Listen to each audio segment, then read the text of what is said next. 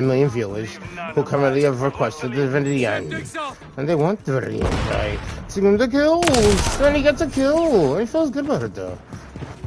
Oh, he gets shot and popped in the fucking back of the head. Do I have sticks to smoke? No, I don't. Oh, I got stress in my chest. Yes. I'm looking at trap money here. The video opening up these doors here. He's running down. He's looking for enemy time. Oh, he shot me in the ball sack. So the video, yeah. Ripping him up, not giving a fuck. What? Buck him down, baby. It's gonna fucking happen. But don't worry, people. Because as soon as I can, the DJ will be taking his life. He's gonna feel so lonely, down. I'll tell you, life sucks, baby. And she thought life was good. Fucking bullshit. For me, anyway. For you, it's gonna be good. You know why? Because you're not me. Someday. People don't understand. I can tell if you know, everything goes good for the white because it does. Not go good for Debo. Not go good for the D. D's a piece of shit. The world hates me. The universe hates me. God hates me. My mother hates me. My brother hates me.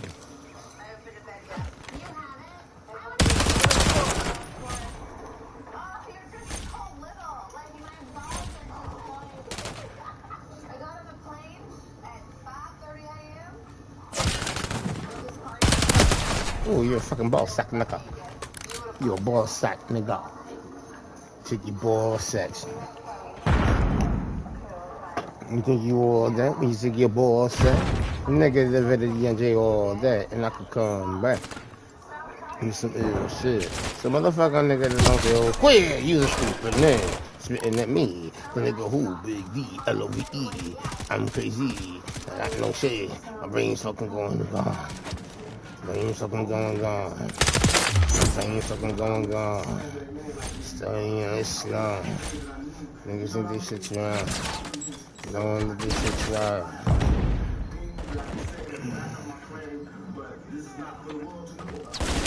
You act like I like a rapping. Hostile mosquito is on. Every time we say it in that, that's the only thing that makes this become an issue to everybody. Because you see what I said in the Bible, I basically bowed out. It was going bad about my life. The next issue, that wasn't even the next issue, because them cowards waited about 4 issues before they got their story together. 4 issues later, half of New York is commenting on me getting shot. And before, they was all like, we didn't see nothing. In the first issue, we did 5 viewers. Nobody seen shit. The 4th issue, when they came back with a reply, everybody knew what I did. They knew what I said. I was acting. Who gets shot 5 times in acts? Oh, I didn't get shot 5 times in acting. I only got shot once because they found the bullet. The police found it, but now they the cops. Now they doing detective work. They found a bullet. Oh, you found the bullet, huh? So what is this other shit in me then? What was the doctors talking about? What? Can you explain these other holes in me? How I get gunpowder all over me? That insulted my intelligence. So yes, I did say Thug Life was there. Yes, I bowed out, all of that. But when they said that, they breathed new life in me. And Thug Life not only became a rap group, but it became a way of life for life for me. Because they disrespected me, my name, my family, what I had been through. They said that I couldn't be in pain. I could not feel. I could not be heard. Is there still going on? Is it on your car? It's only a difference in opinion. Right. To me, if I like my homeboy should gave me the best advice I could ever get from anybody. He said, when people ask him if he's beefing with Bad Boy with Poppy, he says like me going to a playground and picking on little kids. Right. That's like me being mad at my little brother because he getting cash there. I'm not mad at that. I'm just mad at my little brother when he don't respect me. Now, when you don't respect me, I'm gonna respect your ass. I don't give a fuck how rich you got on the block. I'm your big brother. We thought you were crazy. Yeah, I am crazy. Pray for the young people. Unique Latins. It's not a game. Talk about the Gangs and Crips. Who's with me on that? Oh, get the shit. Like in Crip Nation. Who's with me? We talking about situations.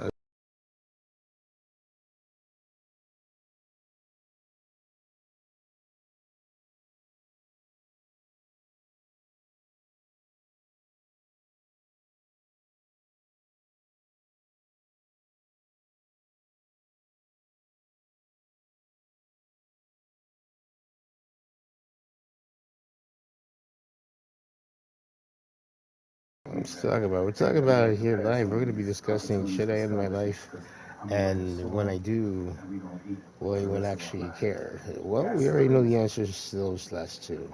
That one, though, well, the last one anyway. You know, no one's gonna give a shit when I do it. So who gives a fuck, right? Who gives a fuck? No one does. You know why? Because it's fucking America. No one cares about you. Period. Everybody just likes to take from me. Everybody just uses me, and nobody gives a fuck about me. Stay alive. Nobody gives a fuck about the hey. Feels good though, you know. Feels good to know that no one cares about me. Was at the studio of Jermaine Dupri's. I said, you know, why don't you set up a meeting between me and your manager? I'd love to meet with you and do this in a formal setting. I'm late for an appointment with Jermaine Dupri, Right. and I don't want to keep him waiting. Let's just do this the right way. And then you have him come to audition for you, right? Actually, there were a few people. My wife at the time. Right. And also was Perry Reed, L.A. Reid's first wife. So you were all sitting in a room We were in somewhere? a room. Yeah. And I showed her the video. And Perry says, are you crazy? You better get down there and meet this kid right now. He's amazing. When all these dick pics come out and all this stuff with Bieber's big penis, are you the mastermind behind that? Saying, listen, show off your big penis when people are conscious? Or are you sitting there, Usher, are you sitting down with him and saying, yeah, show your cock, or leave it in your pants? I mean, are you sitting down and say, look, part of this is PR, And man. by the way, he does have a brain of his own. Yeah. But were you shocked at the size of his penis? He has a mind of his own. What he chose to do with his penis is his prerogative. He's managing that aspect of his life. But Usher, I have nothing to do with Justin Bieber's private parts, man. Come on. Maybe you do, maybe you don't. You little piece of fucking people. Your life's in danger. Because you know the secret. Inside the freak off, the lyrical cheap sauce. Niggas are looking at me like they really need the boss. The boss is coming back and here to run the rap. Nigga, please squeeze it easy and you coming back. My shit be younger, yeah. And I'm too fucking crazy. My fucking brain is gone. Nigga, it's amazing. I'm telling y'all, niggas, I lost my brain now. And no one gives a damn. So fuck it, nigga, I'm wild. I'm about to lose my head. I'm losing all my thoughts. I'm feeling stressed out. No one gives a fuck, cause no one cares about me, and no one fucking cares. So look at me fucking stress out and be like, yeah, nigga need to stress. Fuck Danny, he's a piece of shit. So everyone say fuck Danny, and no one fucking likes me, and everyone fucking hates me. That's how it feels. No, it doesn't feel great. Eliminate hostiles and secure their tags. Hostile airstrike near your location. Got a hostile airstrike near my location here. I used to love hostile airstrikes. We've taken the lead.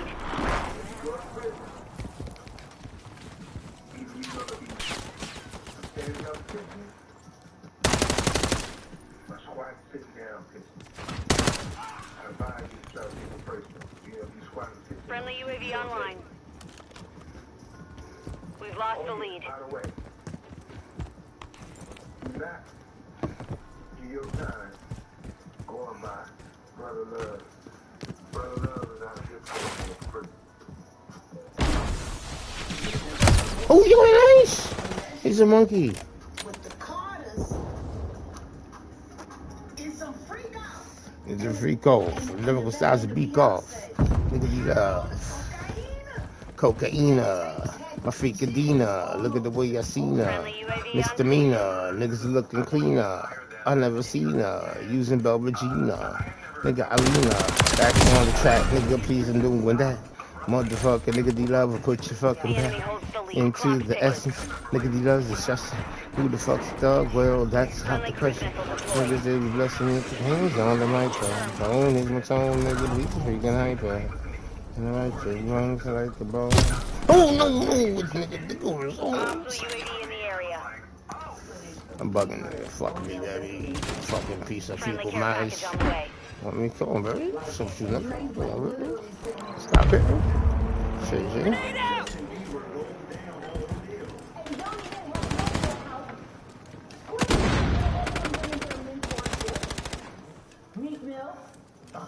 Friendly Overwatch Helo inbound. Speaking of I saw on the internet the other day, he used to be your security guard, who said that when you were dating J-Lo, Will Smith and Jada tried to pick her up on the reason for Oh no. Your lyrical styles are crazy. Nigga, these are amazing.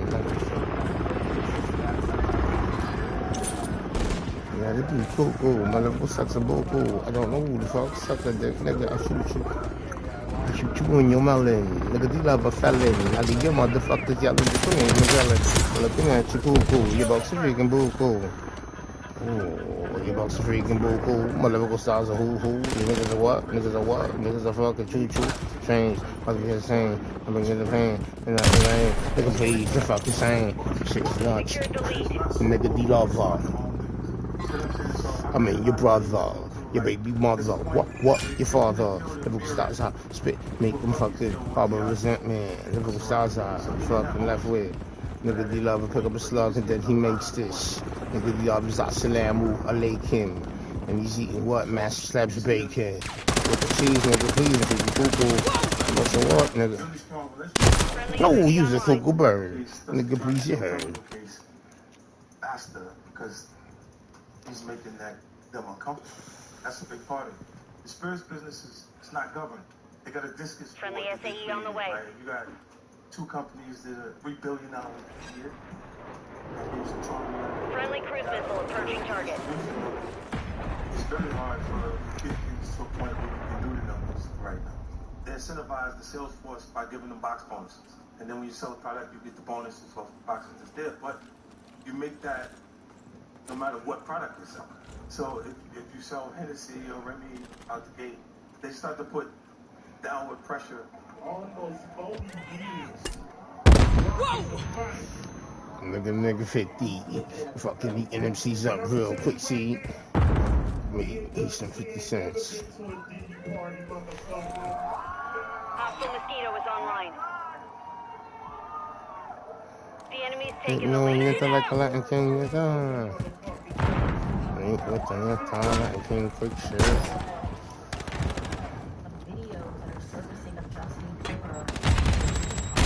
Ooh, yeah, the things.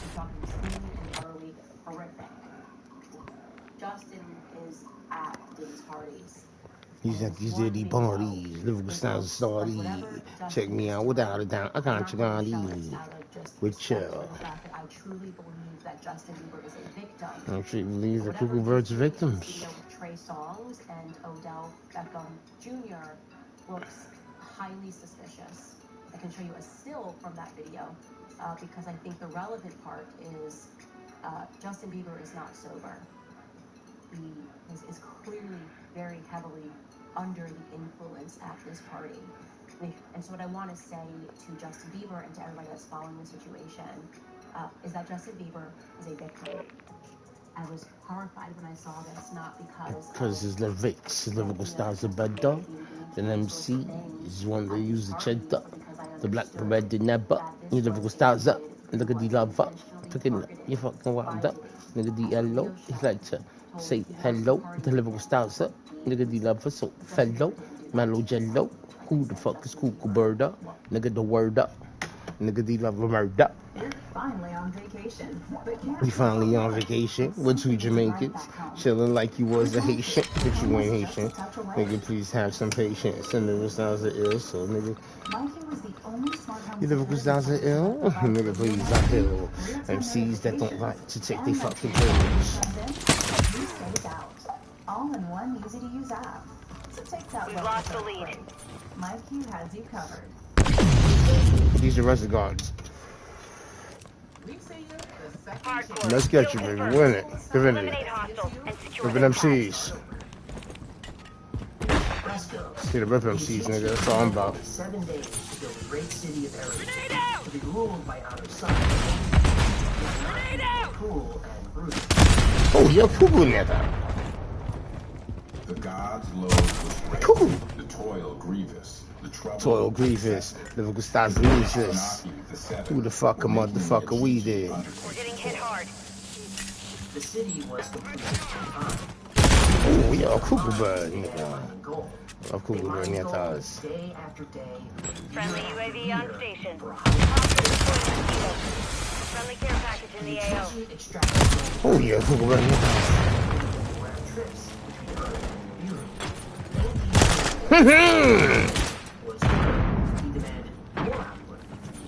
manufactured weapons and technologies to force the GG to work harder. There's an effect, baby. Tag secure. There's an effect, baby. Cuckoos. The atmosphere on Viru was all but CuckooBirds.com, baby. wasn't sure the goal. Love Cuckoo Birds. Shop sponsor Cuckoos. Got Cuckoo Bird on them. CookooBirds.com. Any means necessary to get this done, including torture. Ooh, you got a Cuckoo Birds. Circulated among the GG. Cuckoo Birds up. CookooBirds.com. One of the best Cuckoo Birds in the world today. Cuckoo Birds to say, hey, hey, hey, we're the Cuckoos. My buck's a cuckoo pal. I'm cuckoo like I'm cuckoo. Who the fuck's the Cuckoo Bird now? Hey, hey, it's the cuckoo. The Cuckoo Bird, big cuckoo. You can't say a Cuckoo Bird cuckoo. I see Cuckoo Birds is me. Hey, hey, I'm cuckoo. Hey, you wanna sell some nuts? I'm Cuckoo Bird with $1.50s. Cuckoo Bird with Chewa. Hey, hey, I'm the cuckoo. Hey, we the cuckoo around. The Cuckoo Bird fucking down there. Chillin' with my style. Hey, I'm a cuckoo. Everyone knows I'm cool. Everyone says you're the Litty and Jay, one of the cuckoos motherfuckers in the league today. Stuck your fucking checker. Fucking nigga. Talk about that. I don't want to talk about that. Fucking yeah, does. Talk about that. I can't, eh? Black King Queens. Oh, you really like Kings. The GG could not return to the mine. Not Kings. They continued to I got like this. work the mines. Got too many things so small. In the forests were aped like hominids. They had large brains, walking legs. Ooh, you Cuckoo Bird nieta. They weren't intelligent enough to do the work the Anunnaki needed, but maybe they could become intelligent with just a little genetic. You like the nieta Coda? I can't come home, baby. That's like against the strip love. I can strip love, nigga. UAV in the area.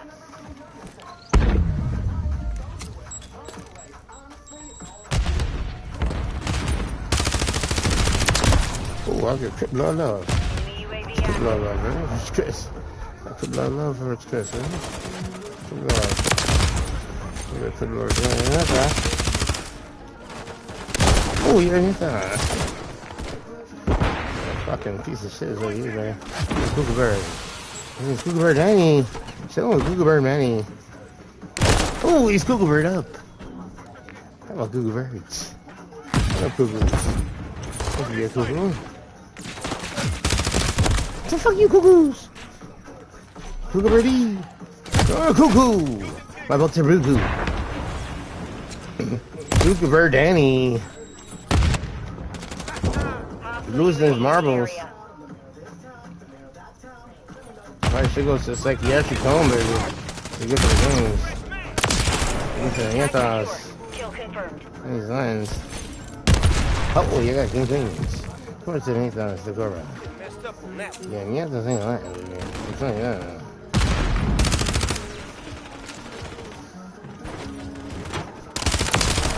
Kill confirmed. We're falling behind. Get moving. Confirmed. UAV standing by.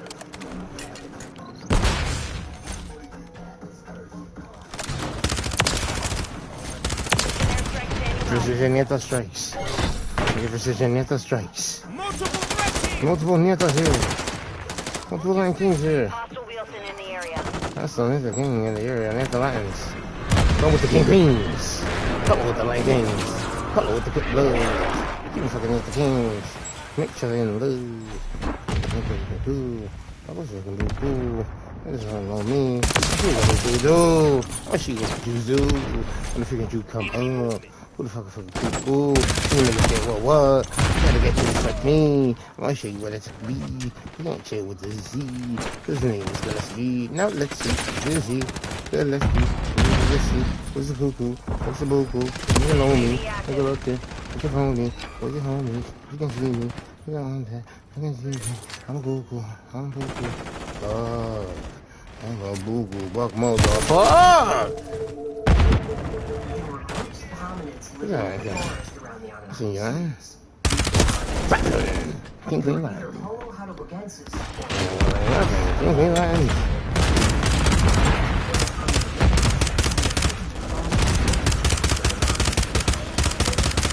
Loki wanted to create a creature that would be intelligent. They would be strong, but much smaller than humans. They would be engineered to be submissive. Google Lens. Google Lens in here. Google Lens. Oh, Google Lens games. You get Google Lens games in the house already. Google Lens. Google Lens. Google niggas rapping. Rapping Googles all day. They call me Google Danny. Cause I'm a cuckoo. My life is a cuckoo. I know cuckoo shit. Cuckoo! You're about to cuckoo! Wait, what a cuckoo. Fucking losing my head, bro. That's what it is, man. I'm fucking so stressed. I don't know what the fuck to do. I have no answers to my problems. I don't even want to be alive no more. It's just killing me. Ooh, man, I got a crazy one with them. Trip Nips. From Trip Nifty. NBA. Fucking Jew. NBA. From the dust on the ground.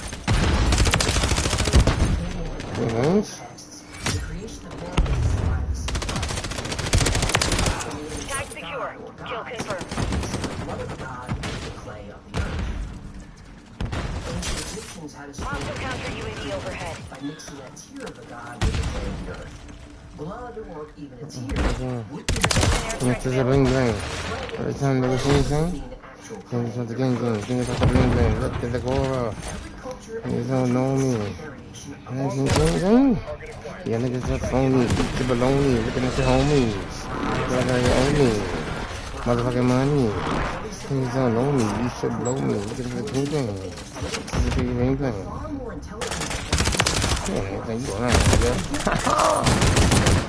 113, 89 times. That's only Google Danny. Oh, I get Google on it. That's the eco distracts. Ooh, yeah, get the sun's when you're running, baby. It's not that long, think you? Dr. Silver claims that humans are 1 minute remaining. Why did you Hostile care package deployed. Ooh, you feeling like anything? You got more to bling bling. You got the bling bling. Same thing. You can fucking bling bling. You feeling like anything? You fucking bling bling. You're gonna be bling bling. You're gonna bling bling. Thanks for the kingdom. Enemy Overwatch helo inbound. They protect themselves by rolling around in mud or You're gonna be anything. Mission failed. Return to base. And then start smoking. What are you choking? Who is voting? Who is MC? Who is a cuckoo? Where is empty? This is exactly what I meant, man. When I came home. Then he died. For 14 years, he never had so much as a cold. Now, I know Cuckoo ready. Never don't know me. at the rate humans do. Dr. Silver mentions that humans tend to crave food that's bad for us. Salt, sugar, fat, carbs. We're surrounded by vegetables, nuts, and fruit. I'd rather have a cheeseburger, fries, and milk. I know I would. Backpacking is another reason Dr. Silver thinks humans are not from Earth. He claims we're not designed for Earth's Yo, what up, bro? It's too heavy. He believes we evolved on a planet What up? with lower gravity. I'm with you. Right. What you playing? The Anunnaki Hardcore. are human-like. See, I play all the time. That's why I saw height 12 to 15 feet tall. This would indicate we evolved on a planet with no Somewhat. than Earth. He presents a very compelling case backed up by science. I linked What his do you book play? below.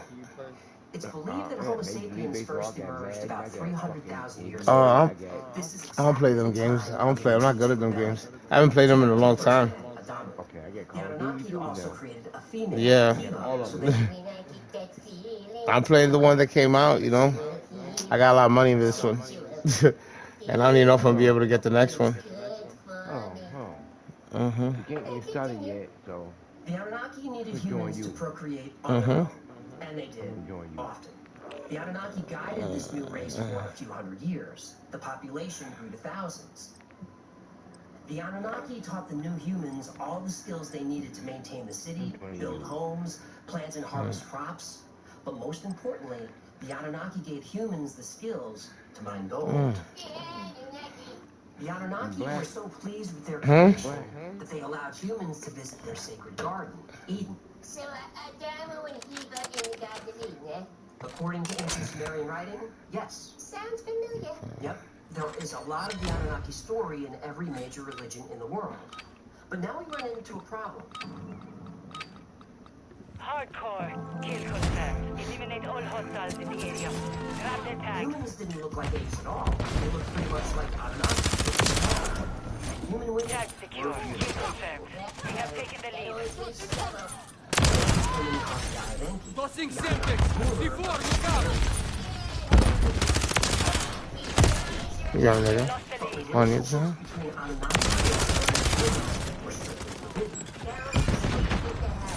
Semtex out! Tossing decoy! We've secured the lead. So Anki broke the law. We're still using Westing recon From this flyover. relationship, a child was born. A boy. Stun incoming! Until now, humans were very simple, docile beings. C4, watch it! Enough to do the work the Anunnaki did. Doing the C4. You fucking evil. You fucking evil. Like King Green Zone. Like King Green Zone. Like King Green Zone. Like King Green Zone. Look at the King Zone. Look at the King Zone. He's not losing. Began a new line of highly intelligent humans. Tossing Semtex!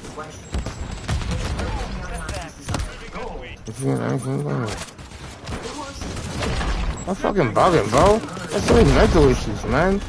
Stress the fuck out, man. I understand, bro. I'm going through it, man. I'm going through it like a motherfucker. Oh, he's right there in my faces. In just a few years, first generations of humans were gone. Some were murdered, but most just died. He's right there in the corner. Smoking on the corner. Nigga, you a goner. Fucking flower corner. Just how honor. Nigga, fucking mission. Nigga, you a Christian. That's the fucking wrong one. Nigga, I'm dissing. This is my mission. Look at this shit. Come back home. Let's do some shit. I'm like, it's home. My niggas is gone. Look at the people. Look at the people. Tossing Semtex! Look at the people. You know the people. Look at the people matter. People matter fatter. That no motherfucker. That never had a piece of shit. She never ate shit. She never ate shit. Look at these. I squeeze the ease that shit. I squeeze the ease on ocean cheese. Squeeze the ease on ocean cheese. Ooh, squeeze the ease on ocean cheese. Squeeze the ease on ocean cheese. Squeeze the ease on ocean cheese. Squeeze the ease, ocean cheese. Squeezing. I'm believing. This word fuck is easing. I gotta breathing.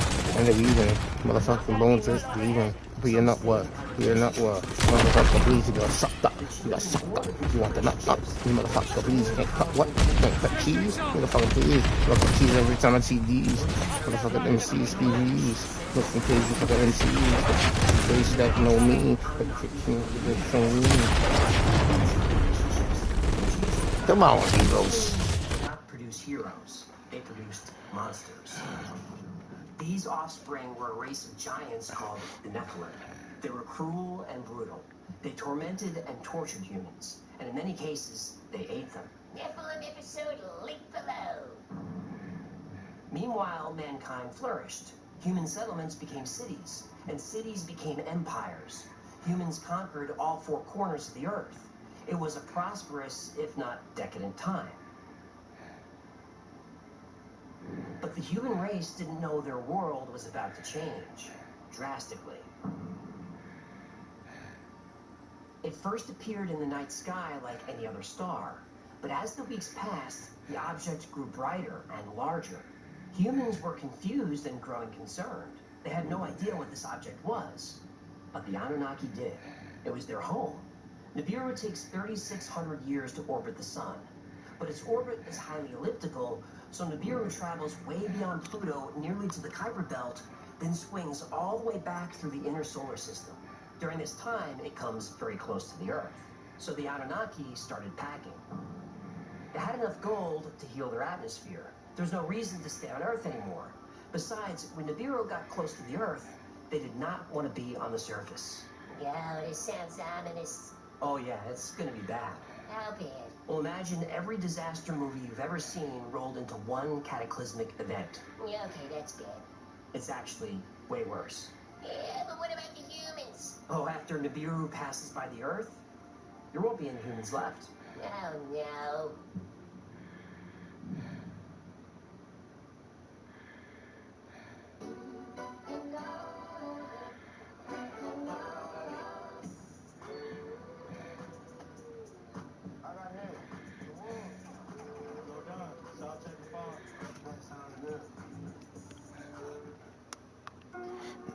Expedia members get better prices and rewards for future trips.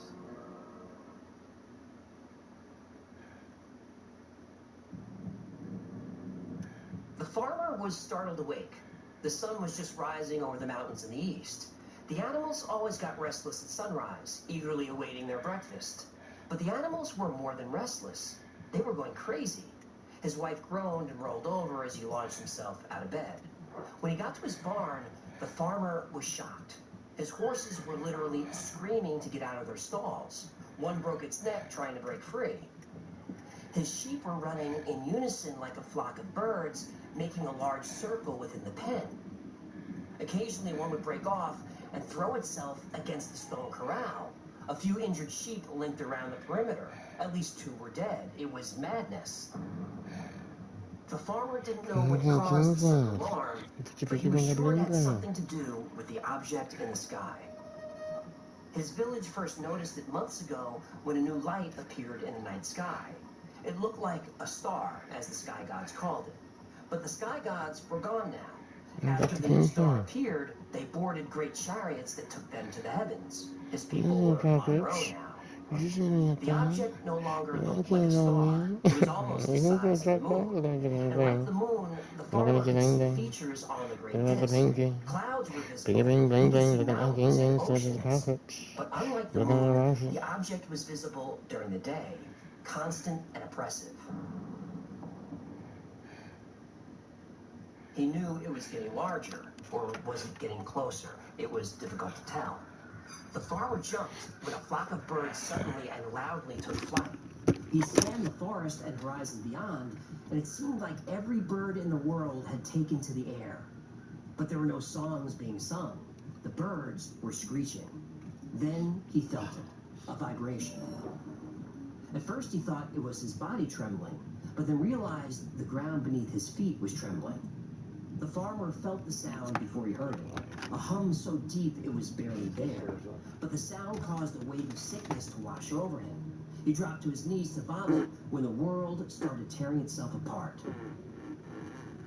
He had experienced earthquakes before, some very powerful and frightening. Nothing compared to this. The ground shook and rolled like a boat at sea. Over his shoulder, he saw the barn crumble. He wondered how many of his horses were killed. He hoped his favorite horse survived. He wanted to run over and save what animals he could, but the tremor would not allow him to stand. Then his house collapsed.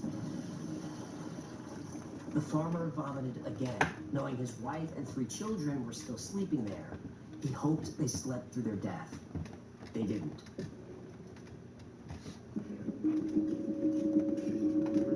He heard his wife screaming from the rubble. He heard the wail of an infant.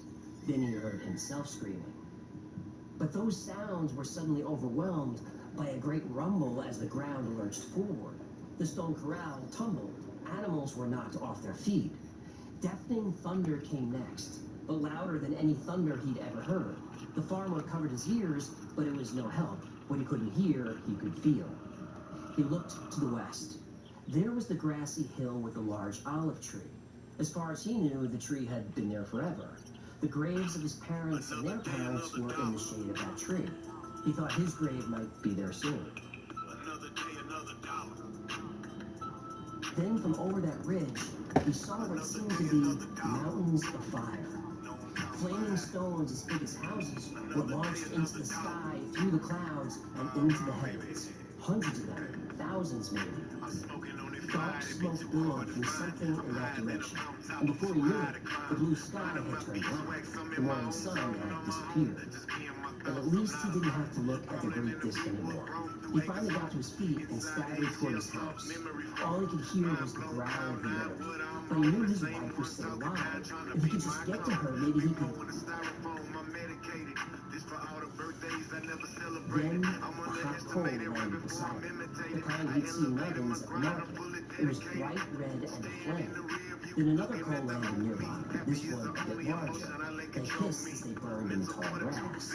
They then realized the rocks of fire that were launched into the heavens were coming home. Soon stones made of fire were crashing all around him, and they were getting bigger. The barn disappeared in a hail of fire. On the ground, he saw the shadows. The stones were definitely getting larger, and they were bigger than houses, much bigger. The farmer stopped when one of the large shadows found him. He knew what was next. He said a prayer as the faint shadow in the grass grew larger and darker. He heard an approaching scream as the shadows filled across his entire farm. And everything went black.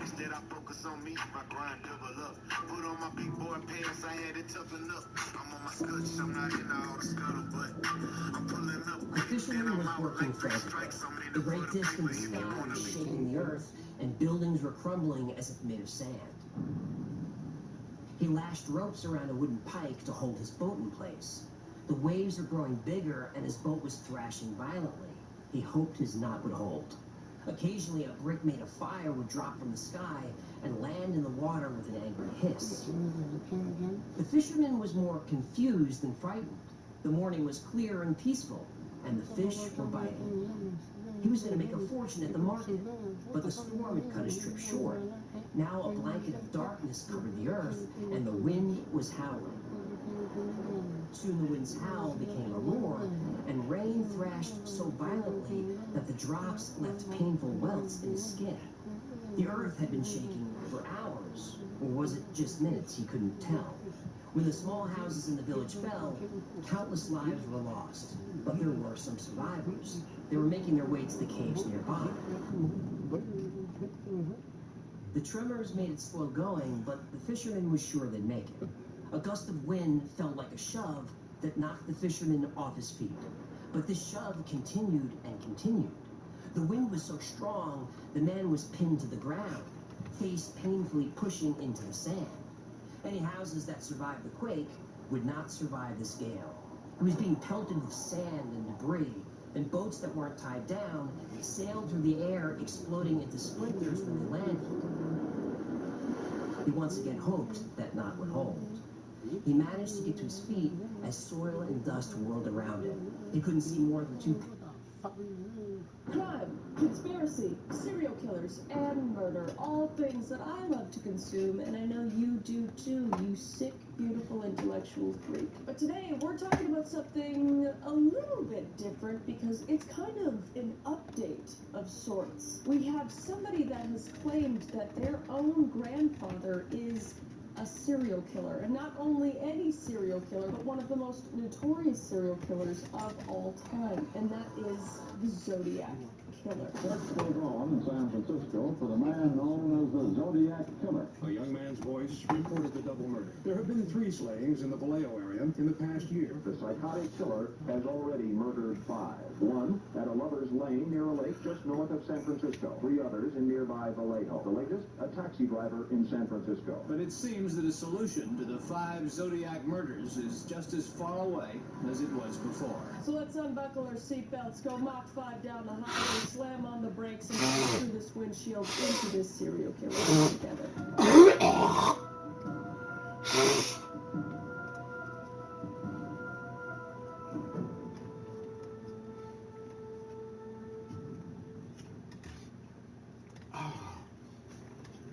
So as most of you know, the Zodiac Killer terrorized California in the late 1960s, leaving behind a trail of cryptic letters and unsolved murders. But despite decades of investigation, the Zodiac's true identity remains a mystery. But as I told you in the beginning of this video, there is a twist. A man on TikTok, user J4_3.0 claims his grandfather, Richard Hoffman, is the real Zodiac killer. He presents supposed evidence and family secrets that have absolutely blown up the internet. So this could be an insane breakthrough that everyone has been waiting for decades now, or it could be another conspiracy theory. So I think most people know who the Zodiac killer is, but I don't think a lot of people know the exact details of the crimes he committed and what he did to taunt police. So I think it's really important that we go over those details and the attacks that happened, and then we get into what this TikToker claims. So let's start at the first attack.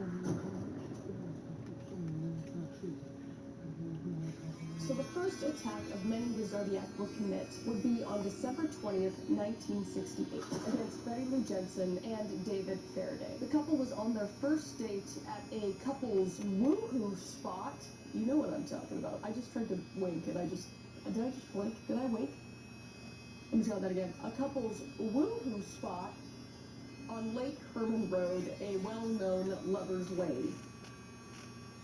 I'm nailing it. I'm nailing it. And this was just outside the city of Vallejo, California. Betty Lou Jensen was 16 and David Faraday was 17 years old. Betty was a Colorado native and a very active student at Hogan High School as a junior, not to mention an honor student as well. She was also a Grand Royal Bride of Primavera Council, number 132, which was part of the Pipey and Sunshine Girls, which apparently their purpose is to lay down a foundation of purity, service, and usefulness in all things that help to make the lives of those around us happier and the world a better place to live in. The motto even being, do all the good you can in all the ways you can to all the people you can. So she was a literal angel. She was a literal, actual angel, which just makes this all the more worse. And David Faraday was a native to San Rafael, and he was a senior at Vallejo High School. He was also on the wrestling team and an active member of the school's government, and also an Eagle Scout member. He was also a holder of the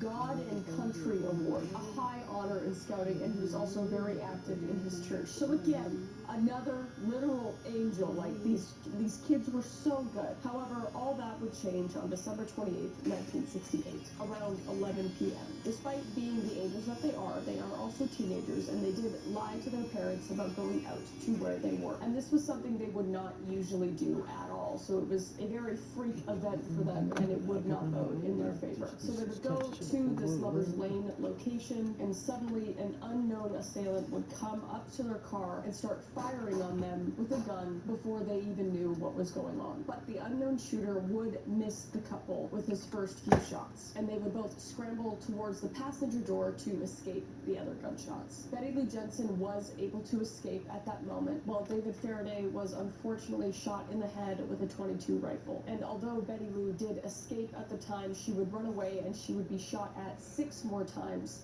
by the shooter, and 5 of those would land in her back. And this is when the assailant would get back into his vehicle and drive off. And about 10 minutes later, at 11:10 p.m., a passing motorist would notice the 2 bodies on the ground and in the vehicle, and would immediately flag the police down to investigate the scene. And while on the scene, Betty Lou was pronounced dead, but David Faraday was still breathing. However, he would succumb to his wounds later on in the hospital. No motive was obviously found for this murder, other than the killer being some sort of madman. No shit. And an investigation would last for 7 months afterwards, and would have extensive coverage by the media. But the trail would inevitably run dry, and the rest of the investigation kind of seemed futile until the killer would strike again. 7 months later, this time would be much, much different. Darlene Ferrin, who was 22, and Michael McGow, who was 19, would be the Zodiac killer's next victims. Darlene was very popular in her community due to her job at a very popular local restaurant, and that's where she would inevitably meet Michael McGow. She would continue to see him despite already being married to Dean Ferrin. Ooh, not good. Until they had a date on July 4th, 1969. After 11:30, Darlene would receive a call at her house from a presumed Michael McGow, where she promptly left and went to Miguel's house at around 11:50 p.m. And these facts kind of become blurred due to conflicting stories, but the story goes as such. Sorry, I gotta put my glasses on. I can't see shit on this computer. Oh my god, these are dirty. 1 second. Much better. Okay. So Darlene and Michael would then drive to Blue Rock Springs Park, where they would probably park in the parking lot. This spot was popular again with couples in the area, a lover's lane of sorts, as was the other one. A car would then pull up where occupants were laughing and setting off fireworks to celebrate Independence Day before driving off. However, another car would pull up nearby the couple, where they would park and sit there motionless for a while. Creepy. And after a few minutes, the car would pull away, but it would only come back just a few minutes later. I would have been gone. I would have been gone at this point. Just saying. Then the driver would open the car door and step out of the car, walking up to the couple's car, and would be shining a flashlight in their window. Naturally, Darlene would think it was a police officer, so she would roll down her car window to speak to the police officer. However, it wasn't, and the driver would pull out his gun and start open firing inside the vehicle. One of the bullets would hit Darlene in the neck, causing her to slump over onto the steering wheel, and Michael would be shot in the arm. And Michael would try to escape the vehicle, but the door handle was either missing or it was removed. The driver would then walk away from the car while Michael was screaming in pain and struggling with the door. This would cause the assailant to walk back to the vehicle and head towards the couple again. 4 more shots would be fired, 2 for each victim. The attacker would then hop back into his car and drive away. Shortly after, 3 teenagers would happen upon the couple's car and the couple's bodies, and they would notify police. Police would arrive on the scene at 12:20 a.m., where the couple was taken to the hospital immediately, and Darlene was unfortunately declared deceased. However, Michael McGow would survive, and he would give a description to police. Michael would describe the killer as a white man with a large face, heavy set, standing at around 5'8", and weighing 195 to 200 pounds. He had short, curly, light brown hair with a pot belly. Sounds like a instead, and he was wearing dark clothes and did not have glasses. But even with these details, it was not enough to find a suspect. But at around 12:40 a.m., something very strange happened. The Vallejo Police Department would receive a phone call from a nearby public telephone that was only 2 blocks away from them, where a man on the line said this. I want to report a double murder. If you go 1 mile east on Columbus Parkway to the public park, you will find kids in a brown car. They were shot with a 9mm Luger. I also killed those kids last year. Goodbye. Yeah, nightmare fuel, if you ask me. So this guy's just toying with the police, making sure that they know it's him. He's clearly just this, like, psychopathic, narcissistic, evil piece of shit. And he would not stop there. So they knew the same man who committed this murder was the exact same man who committed the 2 murders 7 months prior. He was making a name for himself now, and police had many more questions. And this is where the first of the letters would come into play as well. So a month later, on August 1st, 1969, the letters prepared by the killer were given to the Vallejo Times-Herald, the San Francisco Chronicle, and the San Francisco Examiner. And scarily enough, all the letters received were completely identical, stating that he was the one who killed the people at Lake Herman Road and Blue Rock Springs. And he would explain that the people that he murdered would become his slaves in the afterlife. What the f***? And the letter only included 1/3 of a 408 symbol cryptogram, that which the Zodiac Killer claimed was the answer to his identity. And the other future letters had the other 2/3. And on top of the terrifying letters he had sent in, he said to the paper editors that if they did not put the cryptogram in the papers on the front page, he would cruise around all weekend, killing lone people in the night, then move on to kill again, until I end up with a dozen people over the weekend. That's gaslighting at its finest, but it was a terrifying threat, which everyone obviously took insanely seriously and would post their respective portions that the Zodiac Killer wished. Which brings us to attack number 3. So the second confirmed Zodiac Killer attack, which we just talked about, came 7 months after the first one that we talked about. But the length of time between number 2 and number 3 would be drastically shorter, which we've seen with serial killers is a very, very common theme. They get used to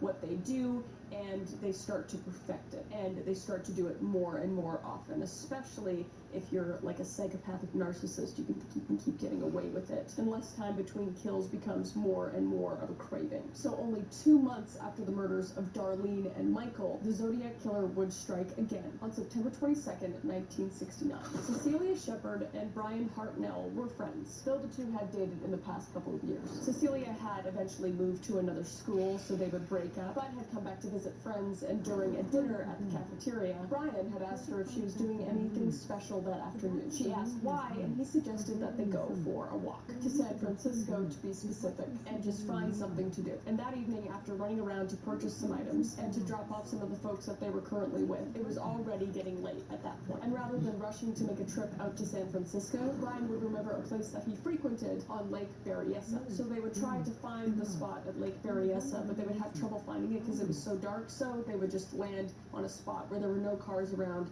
and just say this is where they were going to hang out. Brian would leave his car at 56 Carmen Gia by the side of the road, and they would trek about a quarter mile to the edge of the lake. And it was this beautiful little peninsula that would turn into complete water in the wetter seasons. But since it was still summer, it was just a little island that anybody could really go to. So they would lay down, and Cecilia would rest her head on his shoulder while they both spoke, reminiscing about old times and good times, until they heard a rustling nearby. And Cecilia would look up and over Brian's shoulder, and she would see a man, and tell Brian that she sees a man. But Brian, facing the opposite way, thought she was talking about seeing a man at a neighboring picnic area, because there were other areas that they could see that other people could picnic at, so he didn't really think anything of it. But the figure was much closer than Brian had believed, and when Cecilia said, no, there's a man over there, the man would take a step behind a tree, so Brian saw him taking a step behind the tree and would just assume that he was taking a leak, which is fair. But that's when Cecilia would say, oh my God, he has a gun, and the danger would soon become realized for Brian. And Brian, who was entering the field of sociology in his studies,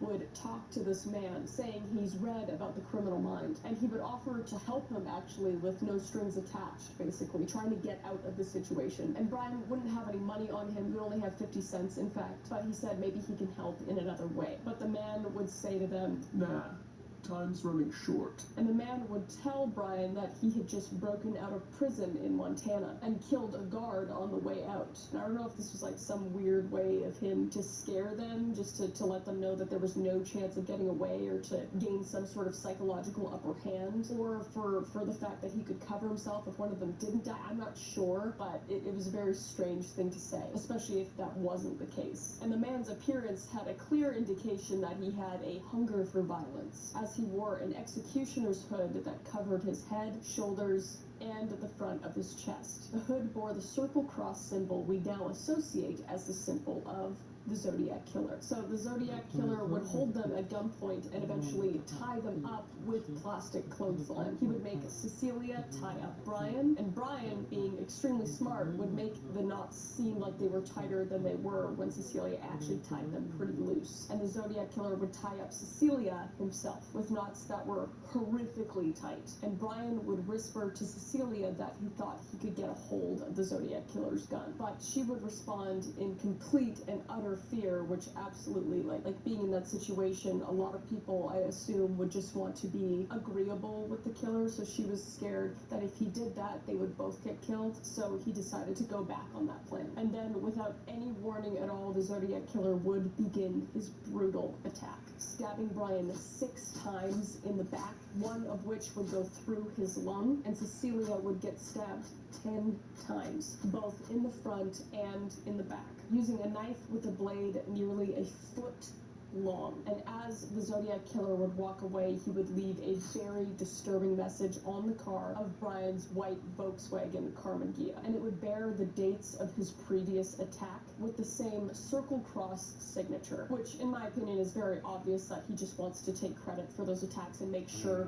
that the police know that this is done by the same killer. So he just wants credit where credit's due, basically, in a really up way. And like I said before, the couple were in a very remote area at a kind of a weird time, so they didn't see any other people there besides the Zodiac Killer, so the odds of somebody coming by to find them were very, very slim. But thankfully, a fisherman would hear them screaming and would alert the park rangers. And by the time help had arrived, the two had freed themselves, but both victims would be in critical condition, obviously being stabbed so many times. And the ambulance wouldn't arrive until an hour later after being found. So Cecilia Shepard and Brian Hartnell would be be taken to the hospital immediately, but unfortunately Cecilia would succumb to her injuries and pass away in less than 48 hours after the attack. Although Brian would survive, which is how we know about all of the details of the attack and what the Zodiac's appearance was, and the fact that the knife looked homemade almost, according to the police report. And while in the hospital, Brian would be interviewed, giving us the insight into the mind of someone who believed themselves to be dying. At the beginning,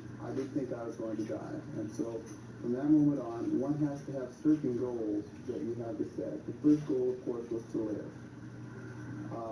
I suppose the second goal was to get untied.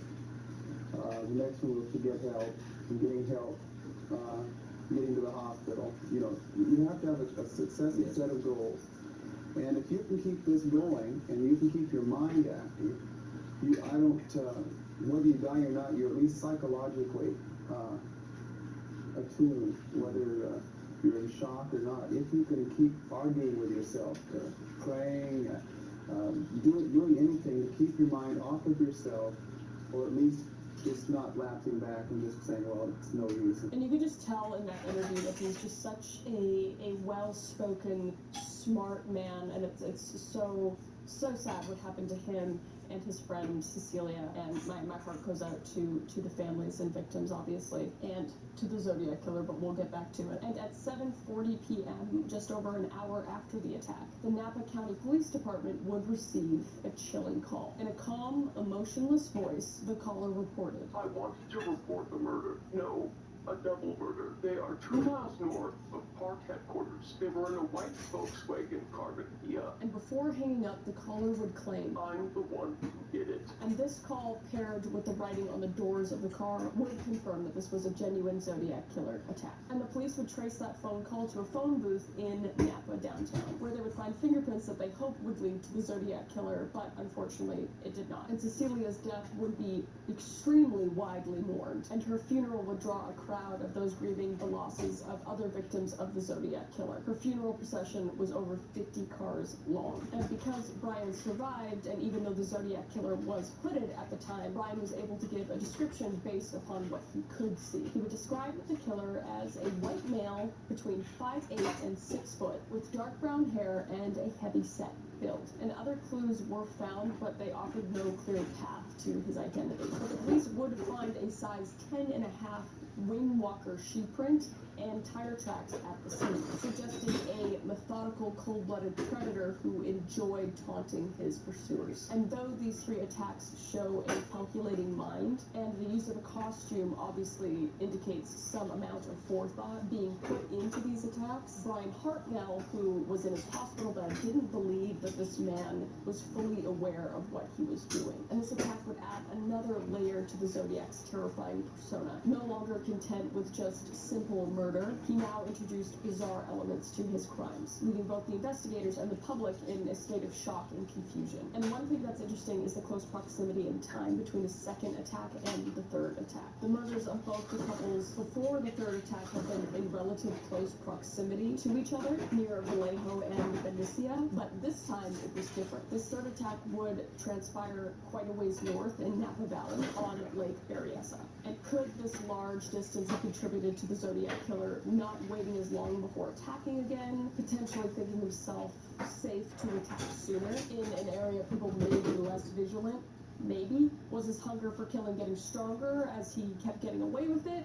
Possibly. It would seem that this would become a pattern, as exactly 2 weeks later, the Zodiac Killer would attack again, in the heart of San Francisco. Which brings us to attack number 4. Paul Stein was a part-time insurance agent and a student at San Francisco State College, who was working on the night of October 11th, 1969. And he was working a late-night shift as a taxi driver, which he did to pay his way through college. And this night, his final fare would be hailed at the theater in between the intersection where Geary Street meets Mason, and where Geary meets Powell. And the destination for this fair was Presidio Heights, an affluent neighborhood known for its tranquil streets and upscale homes, though the tranquility of this night would be short-lived. The corner of Washington and Maple Street were intended for this person's drop-off, but the journey would end a block away at Washington and Cherry Streets. The trip would end at roughly 9:55 p.m. when Paul was shot in the head at point-blank range. The firearm that was used was a 9mm semi-automatic semi-automatic, which was not the same gun used at the attack in Blue Rock Springs Park. And this gunshot would be extremely loud, so a gunshot in this affluent community would probably not go unnoticed. So across the street, 3 young individuals would witness this attack from about 60 feet away and watch the following actions of the Zodiac Killer. They would watch the Zodiac Killer go through Stein's belongings in the front seat and then would wipe down a cab with what appeared to be a cloth, like wiping away fingerprints? Maybe, possibly, probably, most likely, I think. So the police would obviously be quickly called, and the Zodiac Killer would not be masked at this point either. They were able to see very clearly the man who eluded capture for so long. They would describe a white man between the ages of 25 and 30 with a stocky build and reddish-brown hair that was worn in a crew cut. He would wear heavy-rimmed glasses, not unlike the ones I'm wearing right now. No, I am not the Zodiac Killer. I wasn't born yet. And dark clothing, also not unlike what I'm wearing right now. I promise I'm not the Zodiac Killer. And this is the description of the Zodiac Killer that would be eventually sketched. Why do I kind of look like it? It's not me. It's not me, I swear. And the witnesses would last see the Zodiac Killer heading north on Cherry Street, but unfortunately dispatch miscommunicated the description given by the witnesses and told responding officers that the suspect was a black male. How the do you that up? Rather than a white male, obviously, perhaps confusing it with the dark clothing. And responding officers Donald Folk and Eric Zelms passed a man who very well could have been the Zodiac Killer on Jackson Street. But due to the inaccuracy of the information that was provided to them, they obviously never stopped him. They would only realize their mistake later when the correct description was given to them that they probably missed him by that much, and there was no trace as to where he could have gone after that. And the man that the officers saw appeared to be older than what the original witnesses described him as, being 25 to 30. They thought he was perhaps 35 to 45, so an updated sketch was drawn. And these subtle differences were shown side by side with the original drawing, not differing too much. And these are the closest images we have to the Zodiac Killer in the last 50 plus years. And when the crime scene was secured by police officers, they would find bloody fingerprints on the scene, perhaps missed by the Zodiac Killer when wiping it down in haste, and Stein would unfortunately be found deceased, slumped over the passenger side of the vehicle, with an arm dangling out the passenger door. And initially it wasn't known that this was an actual Zodiac Killer attack, and instead it was believed that this was probably just a taxi robbery gone wrong, because Stein's wallet and keys were missing when the body was found, and also what was missing would be a large section of Stein's shirt. Perhaps the part of his shirt was taken as a rag to wipe down the fingerprints, but alas, it was missing. But not for long. It would be found 2 days later, on October 13th, 1969. The San Francisco Chronicle would receive a letter from the Zodiac Killer claiming responsibility for the murder of Stein, with the missing portion of his shirt included. The letter taunted the police, saying that they could have caught the Zodiac Killer had they searched the park, which is such a slap in the face. Like, you do. The letter said that they were more focused on who could make more noise rather than catching a killer, so basically just mocking them. He also threatened to kill a full school bus, saying he would shoot the front tire and quote unquote pick off the kiddies as they come bouncing out. Bastard. But despite the description, the fingerprints, and the letters, there has still never been a confirmed identity of the Zodiac Killer. And as forensic technology has continued to advance, there has been continued efforts to identify him, obviously. Though most of the modern attempts to solve this mystery are spearheaded by internet sleuths and people fixated on the case. Ever since the San Francisco Police Department decided to close the case back in 2004. Which brings us to the topic of today, which is my grandfather is the mother Zodiac Killer. Not me, it's just the name of the video that the TikTok guy came out with. So now that we have all of the Zodiac Killer information, let's get into the TikTok videos and claims. So obviously, over the years, quite a few people have been theorized to be the Zodiac Killer, whether you choose to believe these speculations or not. But I find only a couple of them are really compelling, and I think it's important to analyze these compelling suspects and links between them and the Zodiac Killer. So we'll be looking at these suspects specifically before analyzing the recent development in which the Zodiac is seemingly being identified again, this time by his own grandson. So stay tuned. First of the suspects is Arthur Lee Allen.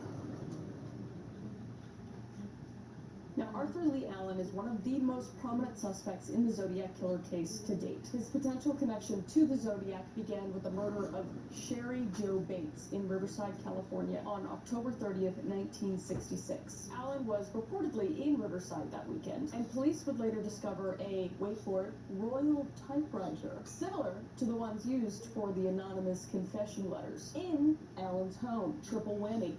Triple whammy. And the letters regarding Bates contain symbols and signs that some experts say are linked to the Zodiac, although definitive connections were never actually made. So it is all speculation and conspiracy, essentially. Allen had a very troubling history, though, that intersected eerily with the Zodiac's timeline. He was fired as a teacher for essaying multiple students and then moved back to his parents' home, just minutes from the site of the first Zodiac killings on Lake Herman Road in December of 1968. And this is interesting as well. Allen's brother gifted him a Zodiac watch in 1967, which bore the same circle cross symbol that the Zodiac killer used in his letters. And in the late 1960s, Allen allegedly told his friend Don Chinney about his desire to kill couples, taunt police with letters, and, conveniently enough, used the name Zodiac, which Chinney eventually reported to police. And these discussions involved using a flashlight to shoot at night, wearing disguises, and even writing a novel about these fantasies. Allen would be questioned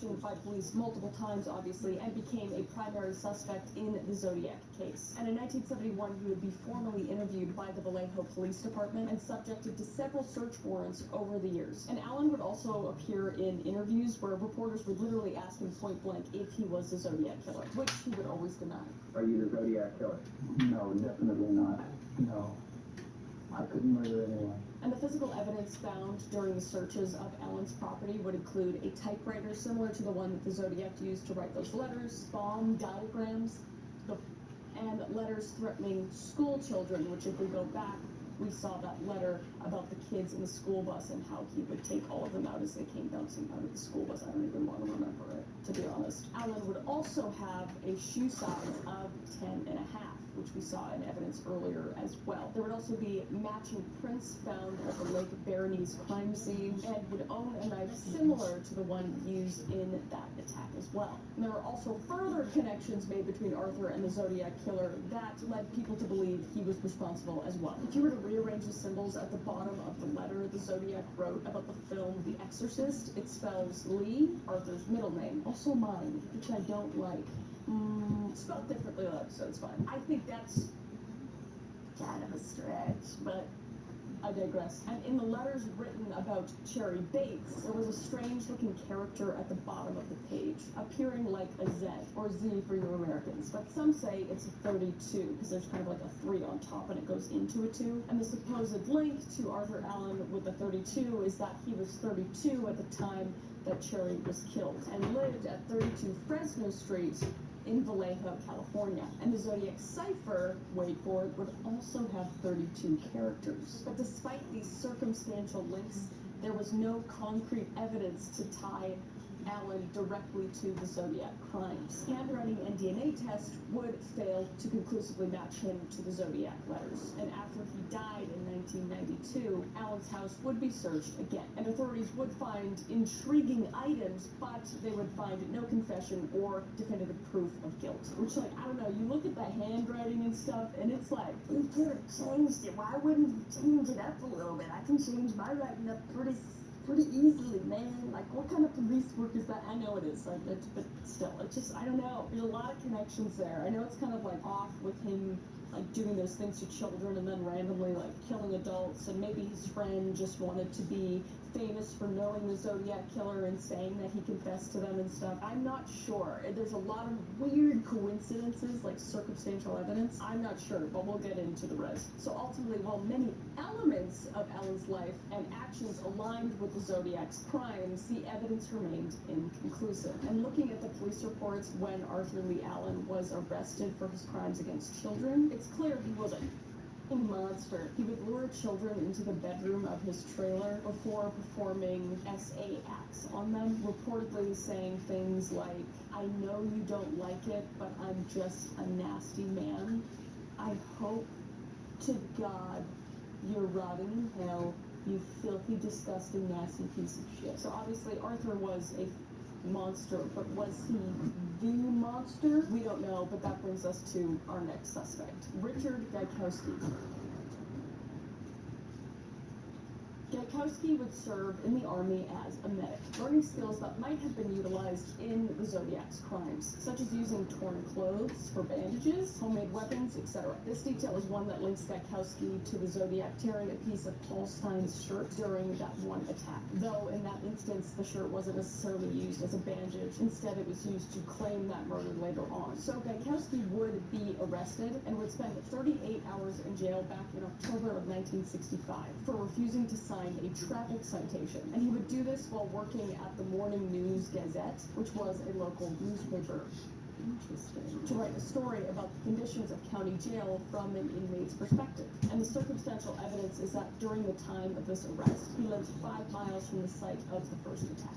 So by 1969, Richard would be working for a different newspaper, The Good Times, Not So Good Times, which was basically an anti-establishment, anti-police, and often a pro-violence publication that had published diagrams to build bombs. Good times. And in January of 1969, he would publish a fictional story about a revolutionary group called the Berkeley Revolutionary Committee for Business, which engages and humiliates the combined police forces of the Bay Area of July 4th, 1969, the same day that the Zodiac's second attack would transpire. And the story also talks about police frantically searching suburban areas for bombs and booby traps. Good times is also found in the Zodiac's letters, though not used as a proper noun indicating a name, and more so referring to the Good Times. And further circumstantial evidence shows that the address for the Good Times switchboard was only a couple doors away from Paul Stine's address. Also, an article from the Good Times about donating books to a switchboard's address next to Stine's home is a shortened version of Richard Gaikowski's name to 4 letters, Gaik. And this is linked by some to a cipher by the Zodiac, which, when solved, is a letter about how the Zodiac will not reveal his name, with a similar sounding 4 letters, Gaik. And perhaps a more compelling piece of evidence would be that Nancy Slover, a police dispatcher who actually spoke with the Zodiac killer when he called to reclaim the responsibility on July 4th, has identified the Zodiac's voice as Richard's. Hi everybody, it's Nancy again. I'm back. I listened to the voice of Richard. I felt shocked and deja vu. In my opinion, he was the same person who I listened to in July of 1969, or when. And we, of course, don't actually have a recording of the call that Nancy had with the Zodiac killer, but there is a recording of Gaikowski talking about code breaking in relation to the Zodiac's messages. The whole thing about a code, you gotta remember also, once a code, until a code is broken, you never any way of knowing whether it's a real code or whether it's just a fake code. So what's that mean? Well, it just means that sometimes, like the military and all of that, sometimes you send garbled messages that meant absolutely nothing, so that you get the enemy to spend all their time trying to break the code. And you can compare that to when someone claiming being the Zodiac, called into a live TV broadcast, talking about having headaches ever since he killed a kid and continued to kill children. This is part of what's going on inside your head now, I know. All right. How long have we had those headaches? In the last time? I'm sort of kidding.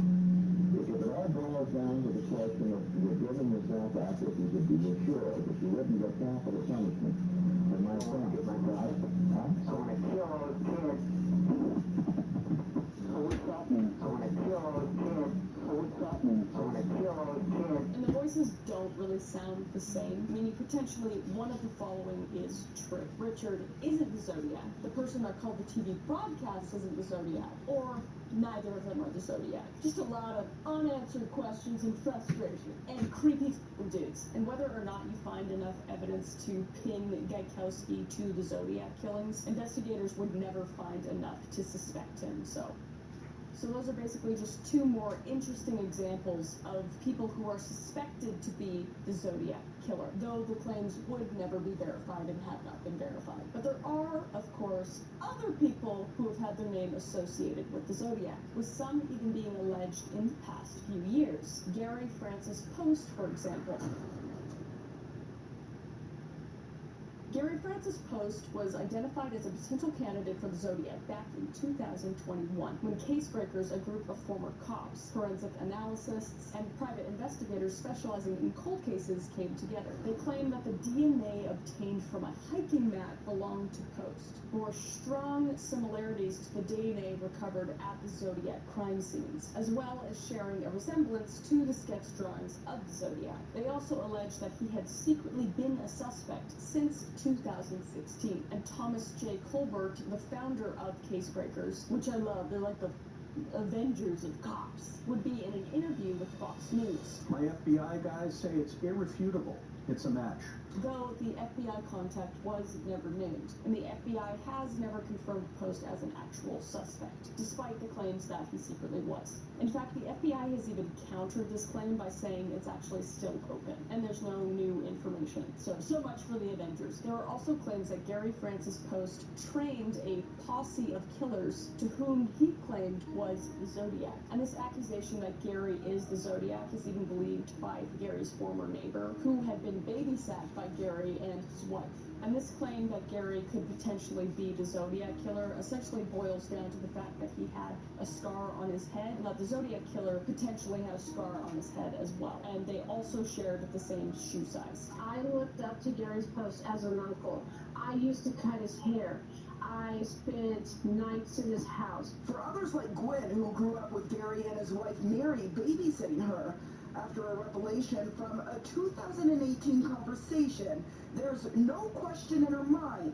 Post is the man some suspect him to be. Post would also live near the area of murders and own firearms as well. But in America, near San Francisco, I think if those are the criteria for guilt, there might be over 1,000 Zodiacs out there, probably more, probably tens of thousands of Zodiac killers out there. And on YouTube, there are videos attempting to debunk the idea that Post was the Zodiac at all. And one of them is a guy named David Gold saying that Gary couldn't have been the Zodiac because he knew guys who were the Zodiac.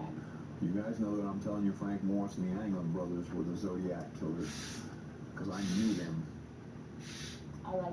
Strangely, it does seem that a lot of people claim to have known the Zodiac Killer, and one such person took to TikTok to share that they were even related to the Zodiac Killer. Potentially. Let's get into it. But first, we'll start with my story. Caleb and I were just scrolling through our FYP on TikTok in the morning, as we do most mornings or nights, and this man comes across the TikTok, and his name is Jay Foy. And me, having not thought about the Zodiac since the movie had come out years and years previous, great movie, you should check it out, this man started to explain how he believes his own grandfather was the Zodiac Killer. And that just tickled my fancy. It made the hairs on my neck stand up and my pores open up and my butthole. Needless to say, I was interested immediately. My grandpa is the mother Zodiac Killer. I want to start off by saying this is not just based off physical appearance. I typed in my grandpa's name on Google the other day, and to my surprise, internet sleuths have been throwing my grandpa's name around for years, connecting him as the Zodiac mother Killer. As you can see here in all these pictures on the screen somewhere, that it looks exactly like my grandpa. My grandpa was a Vallejo police officer, yes, the same area where the Zodiac Killers and killings took place. Darlene Farron and her boyfriend Mike Arnett, forgot the guy's name, were driving around Vallejo one night, the night that my grandfather happened to be on duty, driving an unmarked police car and wearing plain clothes. First of all, I just want to say that his TikToks and his cadence in his TikToks sounded like he was laying down the dopest rap song I ever heard in my life. He like hit beats. He hit beats. I was just listening like this. Yeah, dude. I was into it. But basically, he states that internet sleuths were throwing around his grandpa's name, stating that he could be a potential serial killer. Since like 2016, people have been talking about his grandpa's name, which is Richard Hoffman. And there are quite literally forums about Richard Hoffman being the Zodiac Killer, which is very interesting. I know you watched some of the TikTok that I just put up, but he is kind of all over the place, so we jump cut a lot and tried to get to the point, but I think he was just fueled with pure passion and amazement from his findings, so I don't blame him. So this might be a little bit confusing, but bear with me, alright? Bear with me. Stay with me. Stay with me.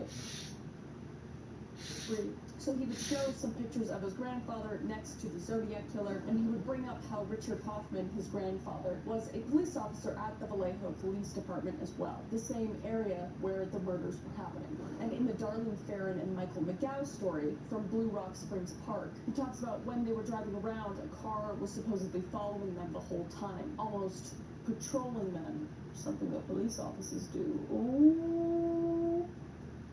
I don't know. And this was the same night that his grandfather was supposedly on duty as well, doing his own patrol in an unmarked car and wearing civilian clothes. And after being followed around, they pulled over into the Blue Rock Springs parking lot, where the killer's car would pull alongside them. And the killer would supposedly get out, and Darlene would supposedly say, "Oh my God, that's Richard. He's going to kill us both." And this was all because she was dating a police officer behind her husband's back, calling Darlene a thotty in the TikTok. Mike, who ended up surviving the shooting, said that they were being followed around by this car all night in Vallejo before they pulled into Blue Rock Springs. They said when they parked, the car pulled in, a man hopped out of the car, and Darlene, the girl who passed away, said, "Oh my God, that's Richard. He's gonna kill us both." Apparently, she was dating a police officer in Vallejo behind her husband's back. She was apparently a thotty. So this guy in her passenger seat is one of her many boyfriends. And it was well known by her friend group that she was dating a Vallejo cop, although she never told him the name. And he brings up that this Vallejo cop was known in his friend's circle. And during a party, he would show up uninvited, and she was absolutely terrified of him. She had a painting party at her house a few weeks before her murder, and it was said that my grandfather, Richard Hoffman, showed up uninvited, and she told her circle of friends that she is scared to death of him, and he was not invited there. But Richard claimed to have never seen this woman before, yet she worked at a local restaurant, and he's confused on how his grandpa could have known that if he had never seen the woman before,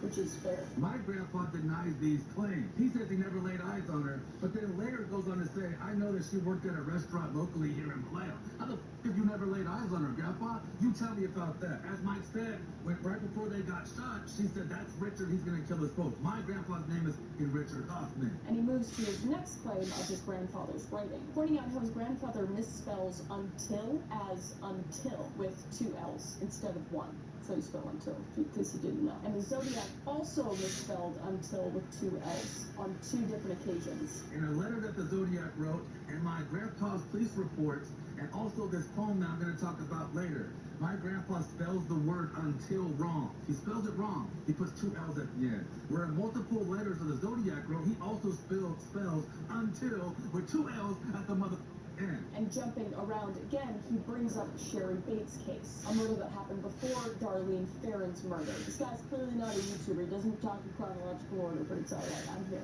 baby girl. I'm here.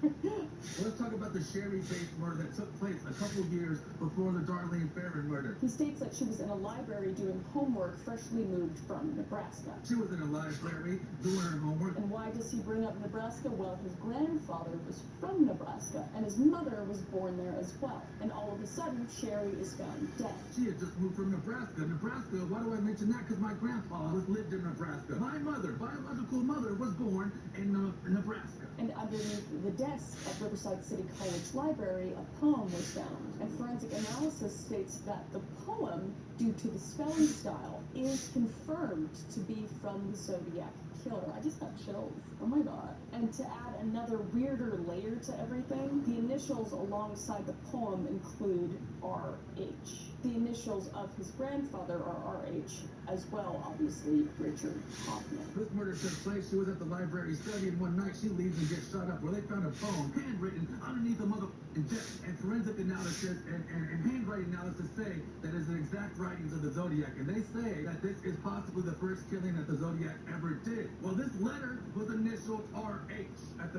very bottom. RH, Richard Hoffman. And the poem, for those of you who want to know, is... Sick of living, unwilling to die, cut, clean, if red, clean, blood spurting, dripping, spilling all over her new dress. Oh well, it was red anyway, life draining into uncertain death. She won't die this time. Someone, find her. Just wait till next time. That is a terrible poem.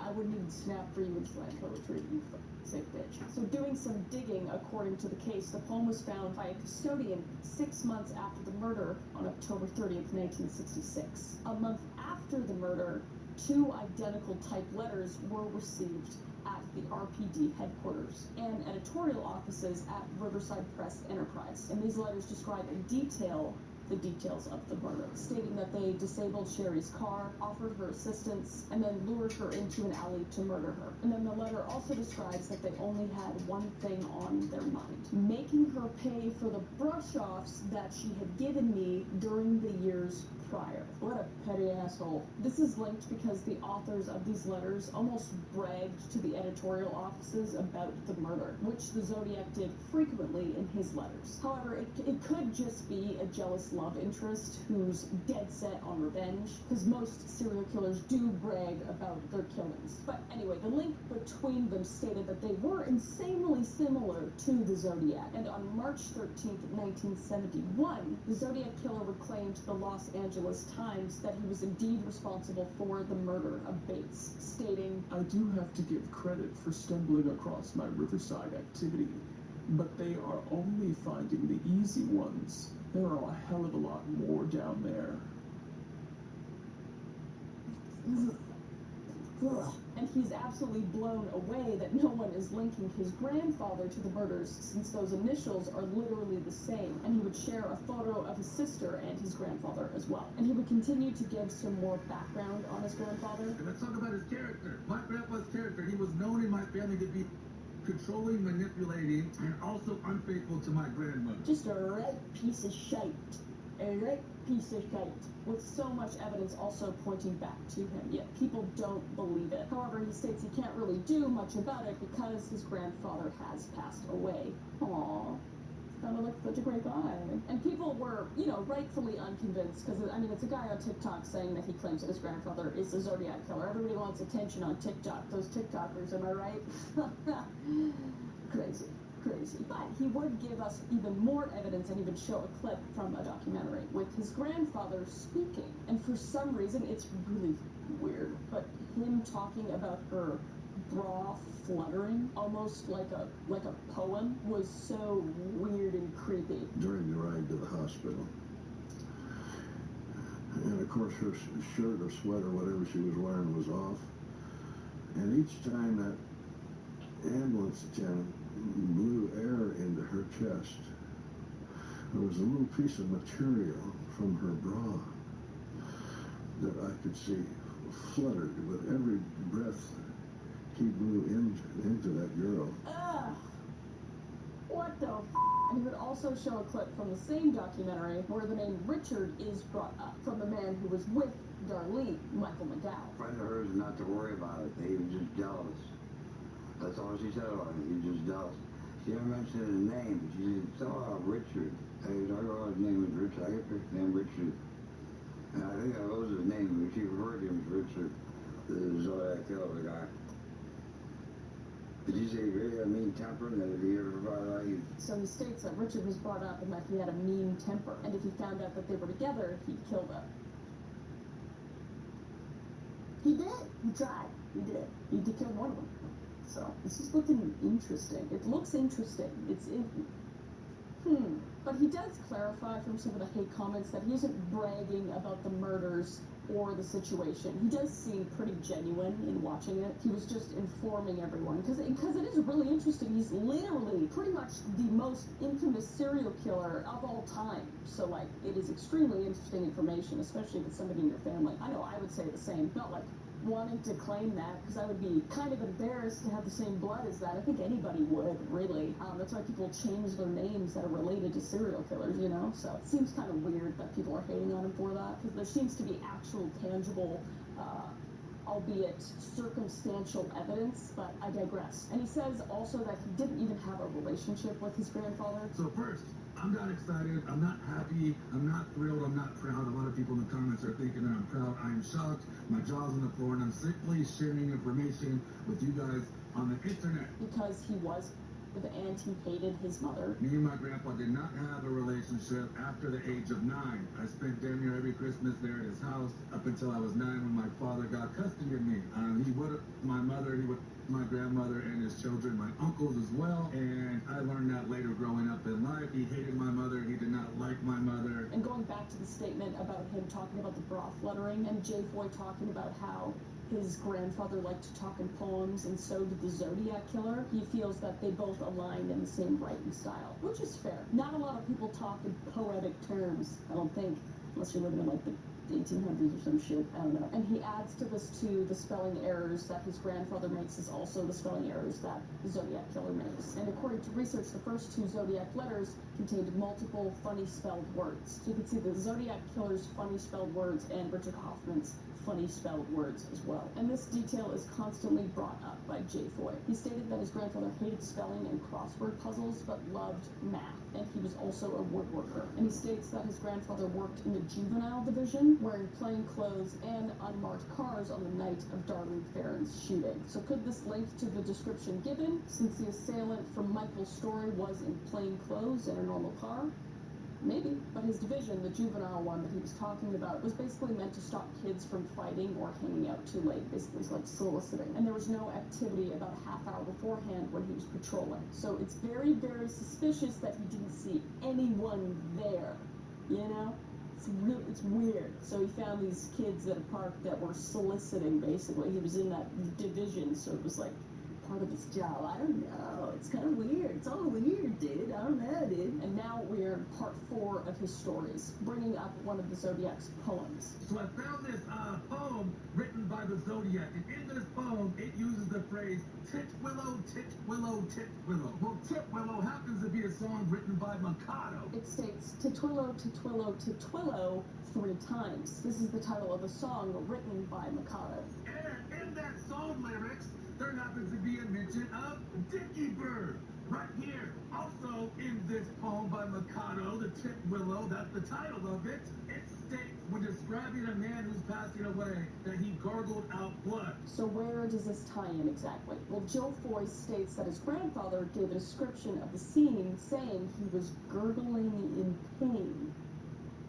Interesting. There was a young guy down there laying on his back. Obviously had been shot. He was reaching up towards me or the flashlight I was holding, kind of gurgling, obviously in pain. And maybe he's combining the Zodiac's love for poems to the Richard using a description of a victim gurgling as a reference?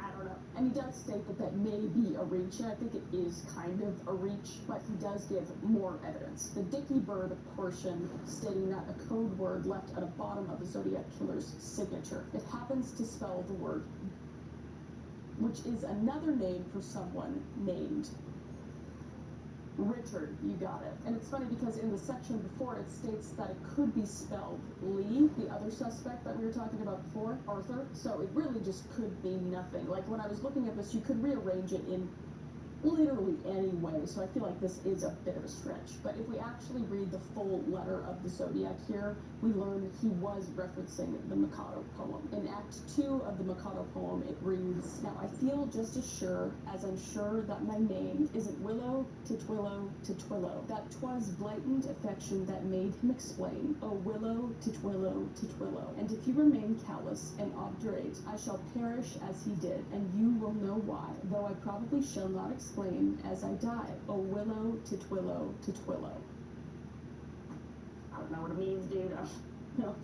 And these reference the portion signed yours truly with the blank name, then referencing this poem. Pretty much it's just a very long-winded explanation for the fact that he wanted to reference the Mikado poem, which states his name isn't Willow, and that Joe Foy sees the code could be signed as Dick with Dickie Bird, referenced in the Mikado poem. But it literally could mean nothing. Again, I think it's a bit of a stretch, but I don't know. And the rest of the TikToks do have a story kind of coming to an end, because bigger projects are on the way to spread his story in a more produced type of way, which I think will be extremely interesting. So hopefully we'll have an update video. But I think it's time to kind of combine the facts and try to make it make sense. So let's do it. So Richard Hoffman was a man who worked in the Vallejo Police Department, and he was on the scene of the shooting of Darlene Ferris and Michael McGow. And he not only was on the scene in an unmarked police car, but was in civilian clothing as well. This was also his division, and he was in the area. But according to his reports, he saw nothing suspicious in the area. Also, I would just like to note as well that she saw a flashlight going into the vehicle and thought it was a police officer. So I kind of want to safely assume that maybe, I know it wasn't said, but like, it's just a weird thing for just a civilian to do. It's a very policey thing to do, so it just makes me kind of wonder, you know, it makes you kind of wonder. I don't know. Anyway, I digress. Let's continue. And to add to it, the descriptions of the Zodiac Killer from the sketches looks oddly similar to Richard Hoffman. Oh, it really does. He's just old here. Oh, it's crazy. Look at him when he's young. I just want to believe. Oh my God. And Richard Hoffman, in an interview, states that he never actually knew the girl. Yet, according to Michael McGow, he states hearing Darlene mention Richard, the same Richard that could have supposedly showed up uninvited to that party where she was super scared of him and feared for her life. He also knew a man that she was with was possibly a Vallejo cop, and Richard was a Vallejo cop. And a payphone only 2 blocks away from the Vallejo department was the payphone that was used by the Zodiac Killer when he called in. And Richard was a cop at this exact same location. Richard Hoffman also had bad spelling, as did the Zodiac Killer. Richard was also a crazed man, supposedly, according to Joe Foy, stating he was and the family didn't like him at all. These could be aligned with how serial killers act towards their family members, distant and other similar tendencies, but then on the other side of the coin, they could seem completely normal on the outside and be completely horrific to strangers, basically. So, again, it's a stretch. And the evidence of the strange writing under the desk, labeled with the initials RH, the same initials that Richard Hoffman has, obviously, Richard Hoffman, RH, who was supposedly in this location at the exact same time. So all of these facts lead him to be a potential suspect for the Zodiac. And the fact that he could have worked as a police officer would have given him easier access to guns and to be undetected. So the descriptions match, some evidence leaves questions, and it seems to me that some of the stories brought up by Joe Foy the TikToker should not go completely unignored. Was his grandfather the Zodiac Killer? It seems without more direct evidence in searching through his now dead grandfather's belongings, the suspicions may just be that. But apparently with him working on this feature project, maybe investigators can bring these clues together. I'm really interested to see that. And the final answer to the long-awaited question of who the Zodiac Killer was can be answered, and hopefully put to rest. But until then, that is it. That is the video. That is the deep dive on the Zodiac Killer and potential Zodiac suspects, and also all the new theories collected by Joe Foy. I'm very interested to see if something comes out about this. I will absolutely keep you updated, so stay here, just stay here. This is nice. This is great. I know you're here for a long time. Did you make it to the end? If you did like the video, also tell me below. Spell until with 2 L's if you made it to the end of the video. But yeah, he's a piece of shit, the Zodiac Killer, and all these guys that we're talking about, basically, I hope they're all rotting in hell. And until then, I'll see your beautiful face in the next video. All right? Bye.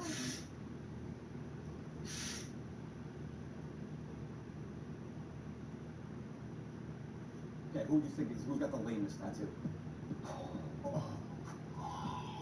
Oh my God. Oof. It's an expose, so. What's the biggest reason your biker friend calls you the Tattler? What? Ask the guy in the white bandana, Joe. In the white bandana. What's the biggest reason your biker friends call you the Tattler? What the The Tattler. calling you a rat. That's what it sounds like a like to Tattler. me.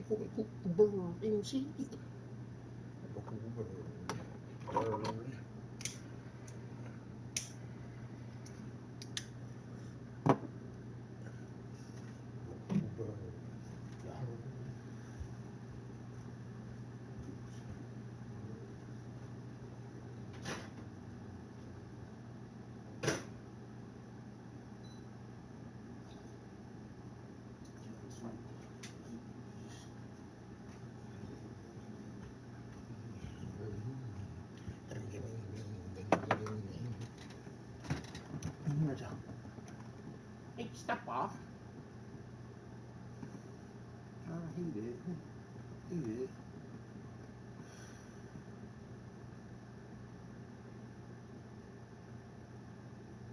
I'm ripping, will stop tipping, stick clipping, no ass whipping.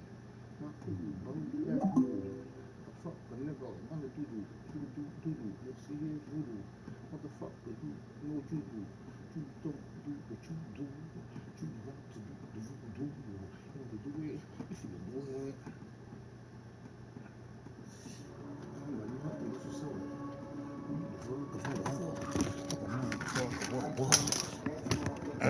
He said, Jungle Beach. Holla at me.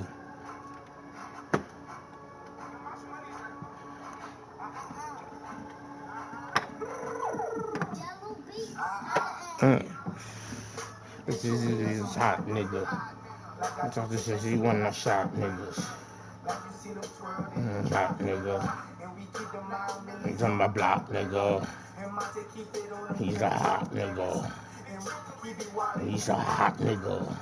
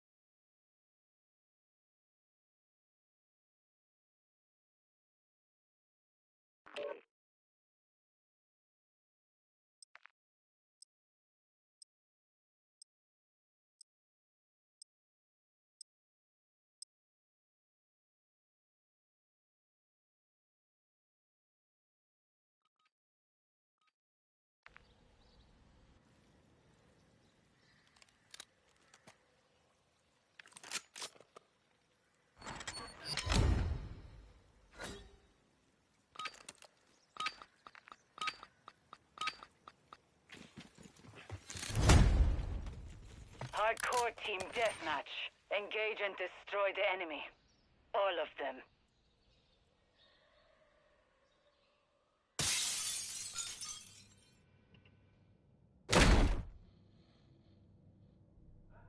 We have taken the lead.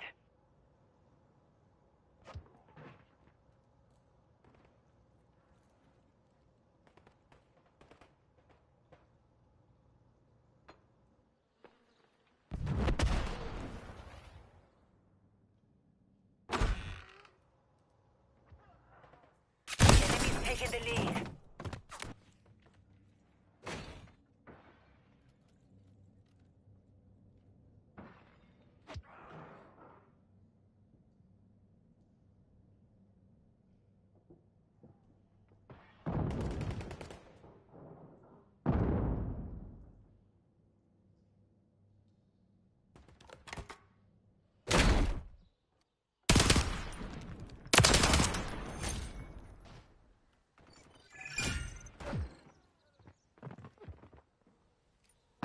We've secured the lead.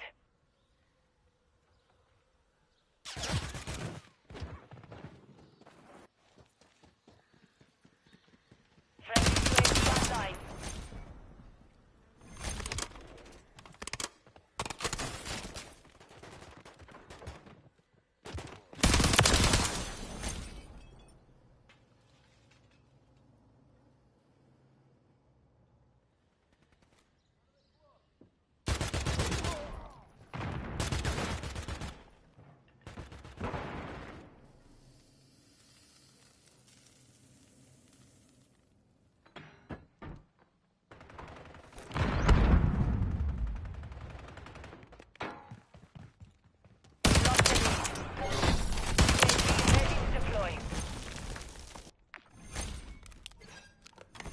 Copy that. UAV is on station.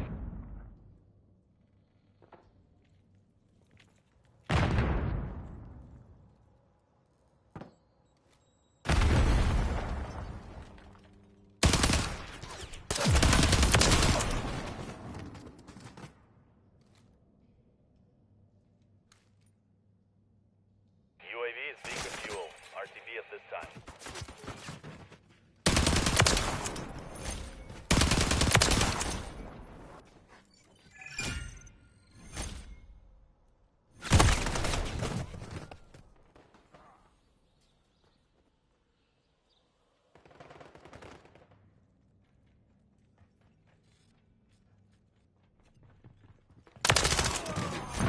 Hostile Mosquito is online. Friendly UAV on station.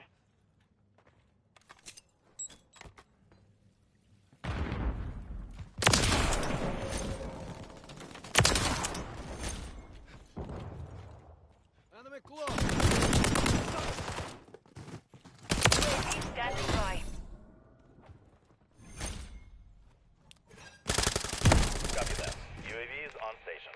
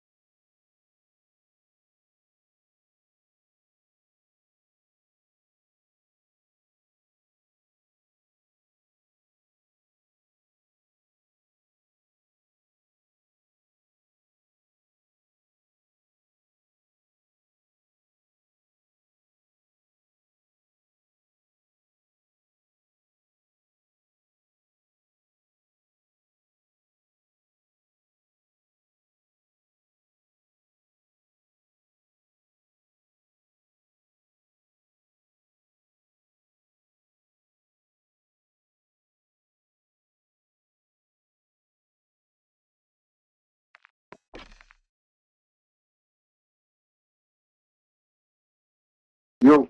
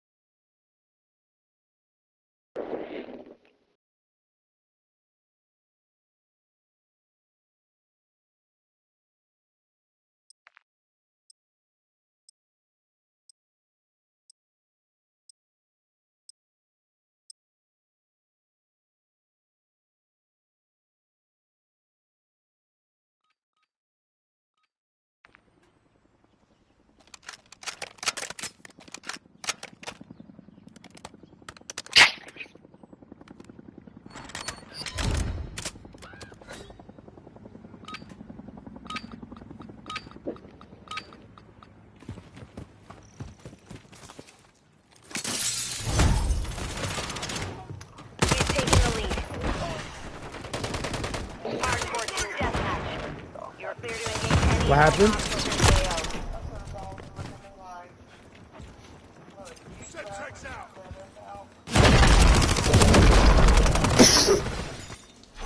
So what you said you kids come over here, that's so cute. I thought that's what I heard. Crazy.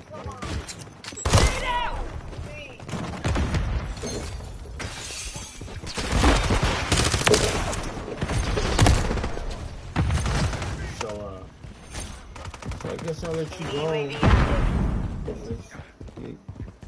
wasn't putting, huh? What? It's the way of the world now. More locked doors.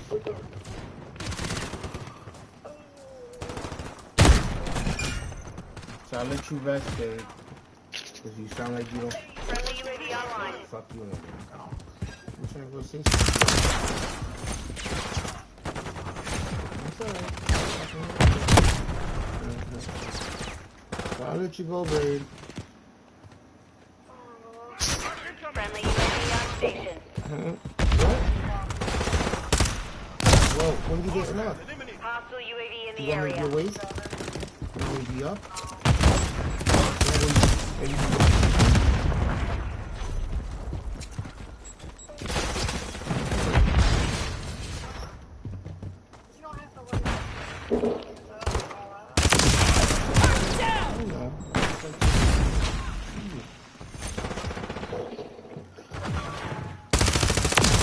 Enemy down!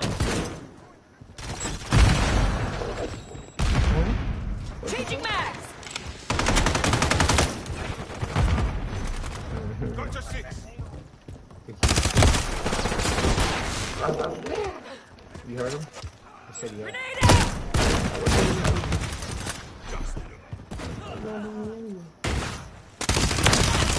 We don't let shit like that slide!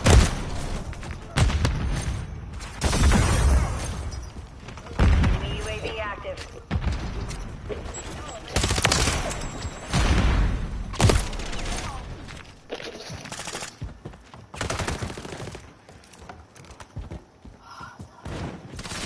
Yeah.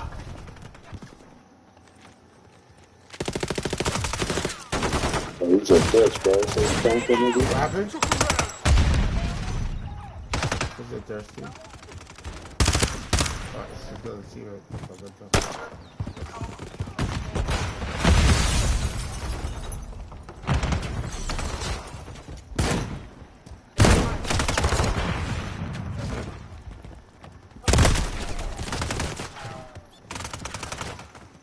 Got your back.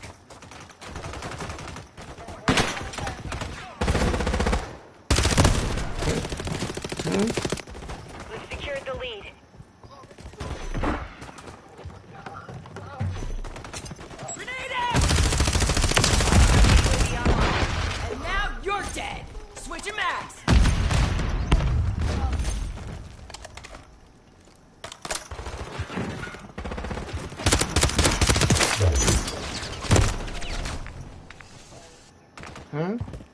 What you said about me?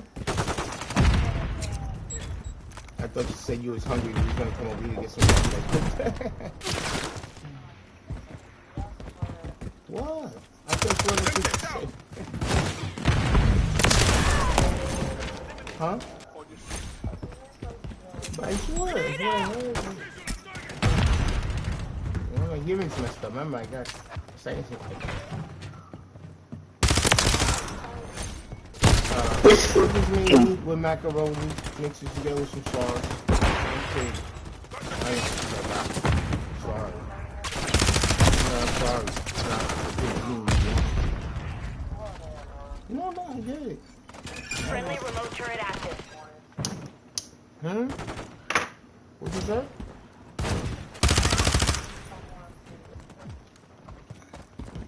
Well, Friendly SAE inbound. Grenade out! Hostile UAV in the area. Mission time is half over. Maintain the lead.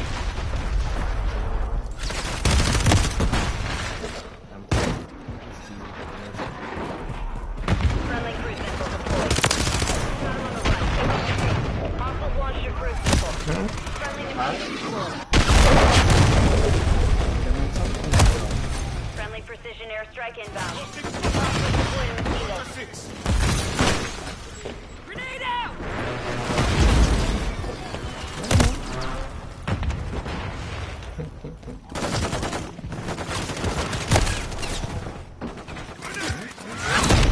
They'll raise it up. Well, look, they'll raise it up and then they'll bring it down.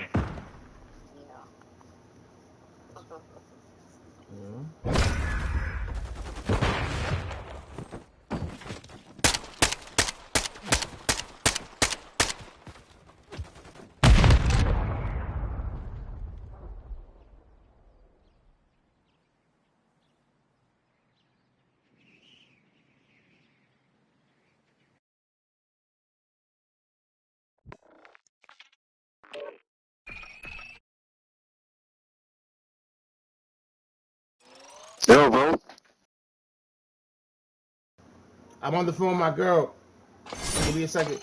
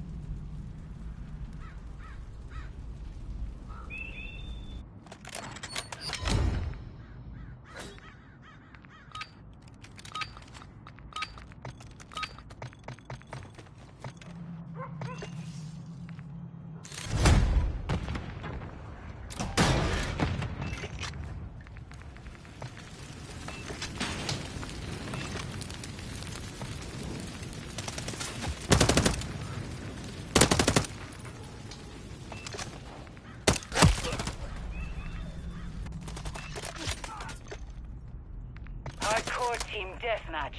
Your mission is simple. Eliminate them all.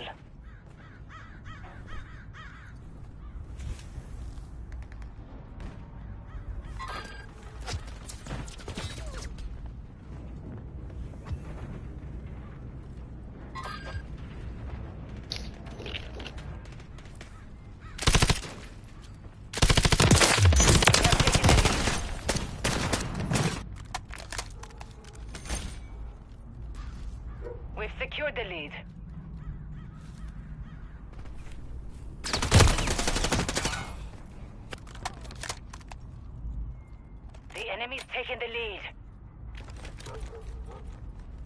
Enemy contact!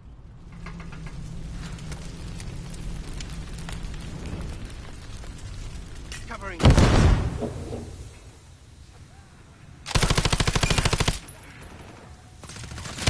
Lost the lead.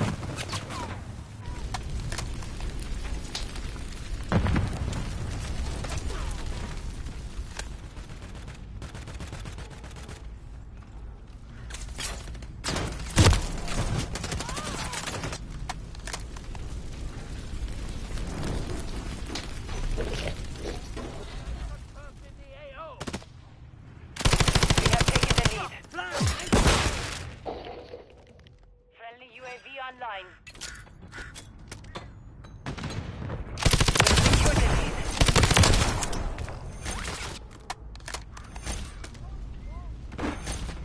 The enemy's taken the lead.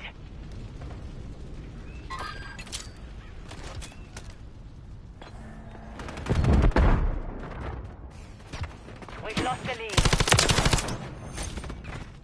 Hostiles deploy the Mosquito.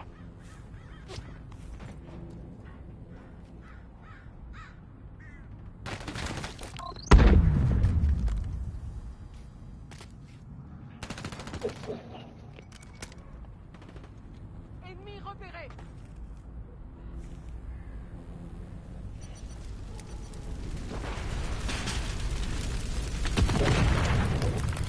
Friendly UAV on station.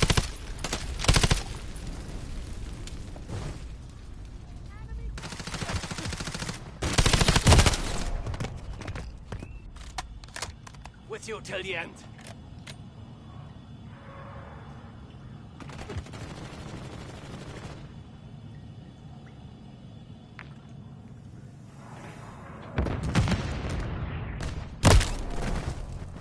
Tossing smoke grenade!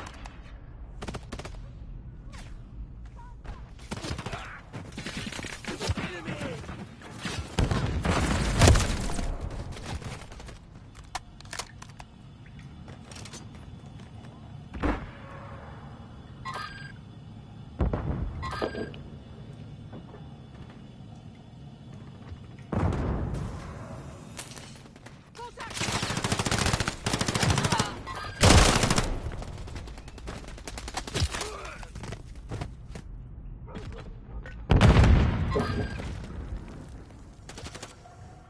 Hostile UAV in the area.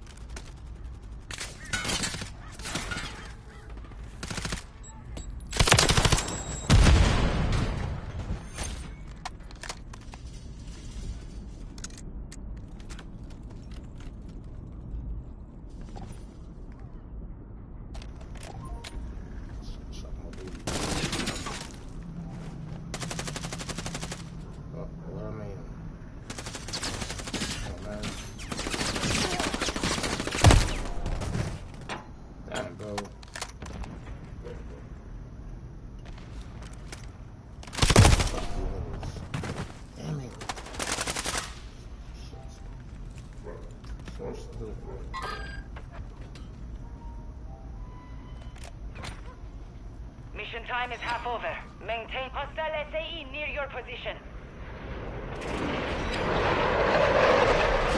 Hostile launched a cruise system.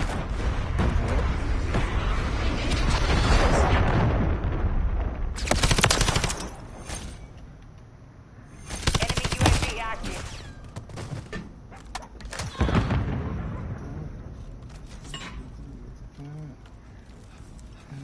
Tossing smoke grenade!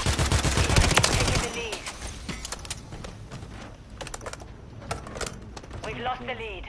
Oh shit.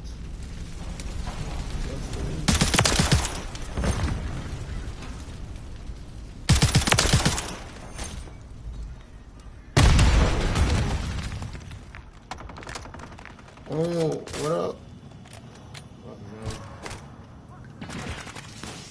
Took a round. Hostile UAV in the area.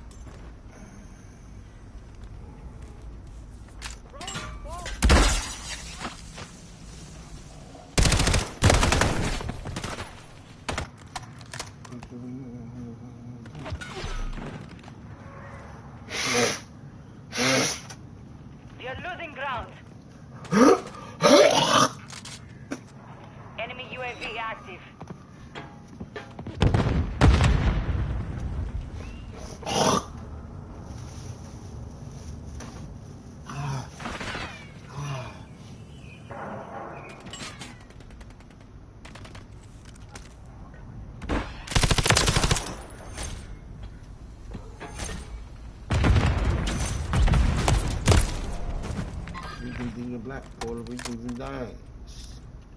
Shit in your head.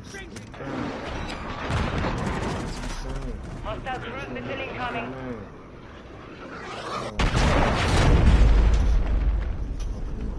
Mission failed. Return to base. Dead bomb. D block. Always D block.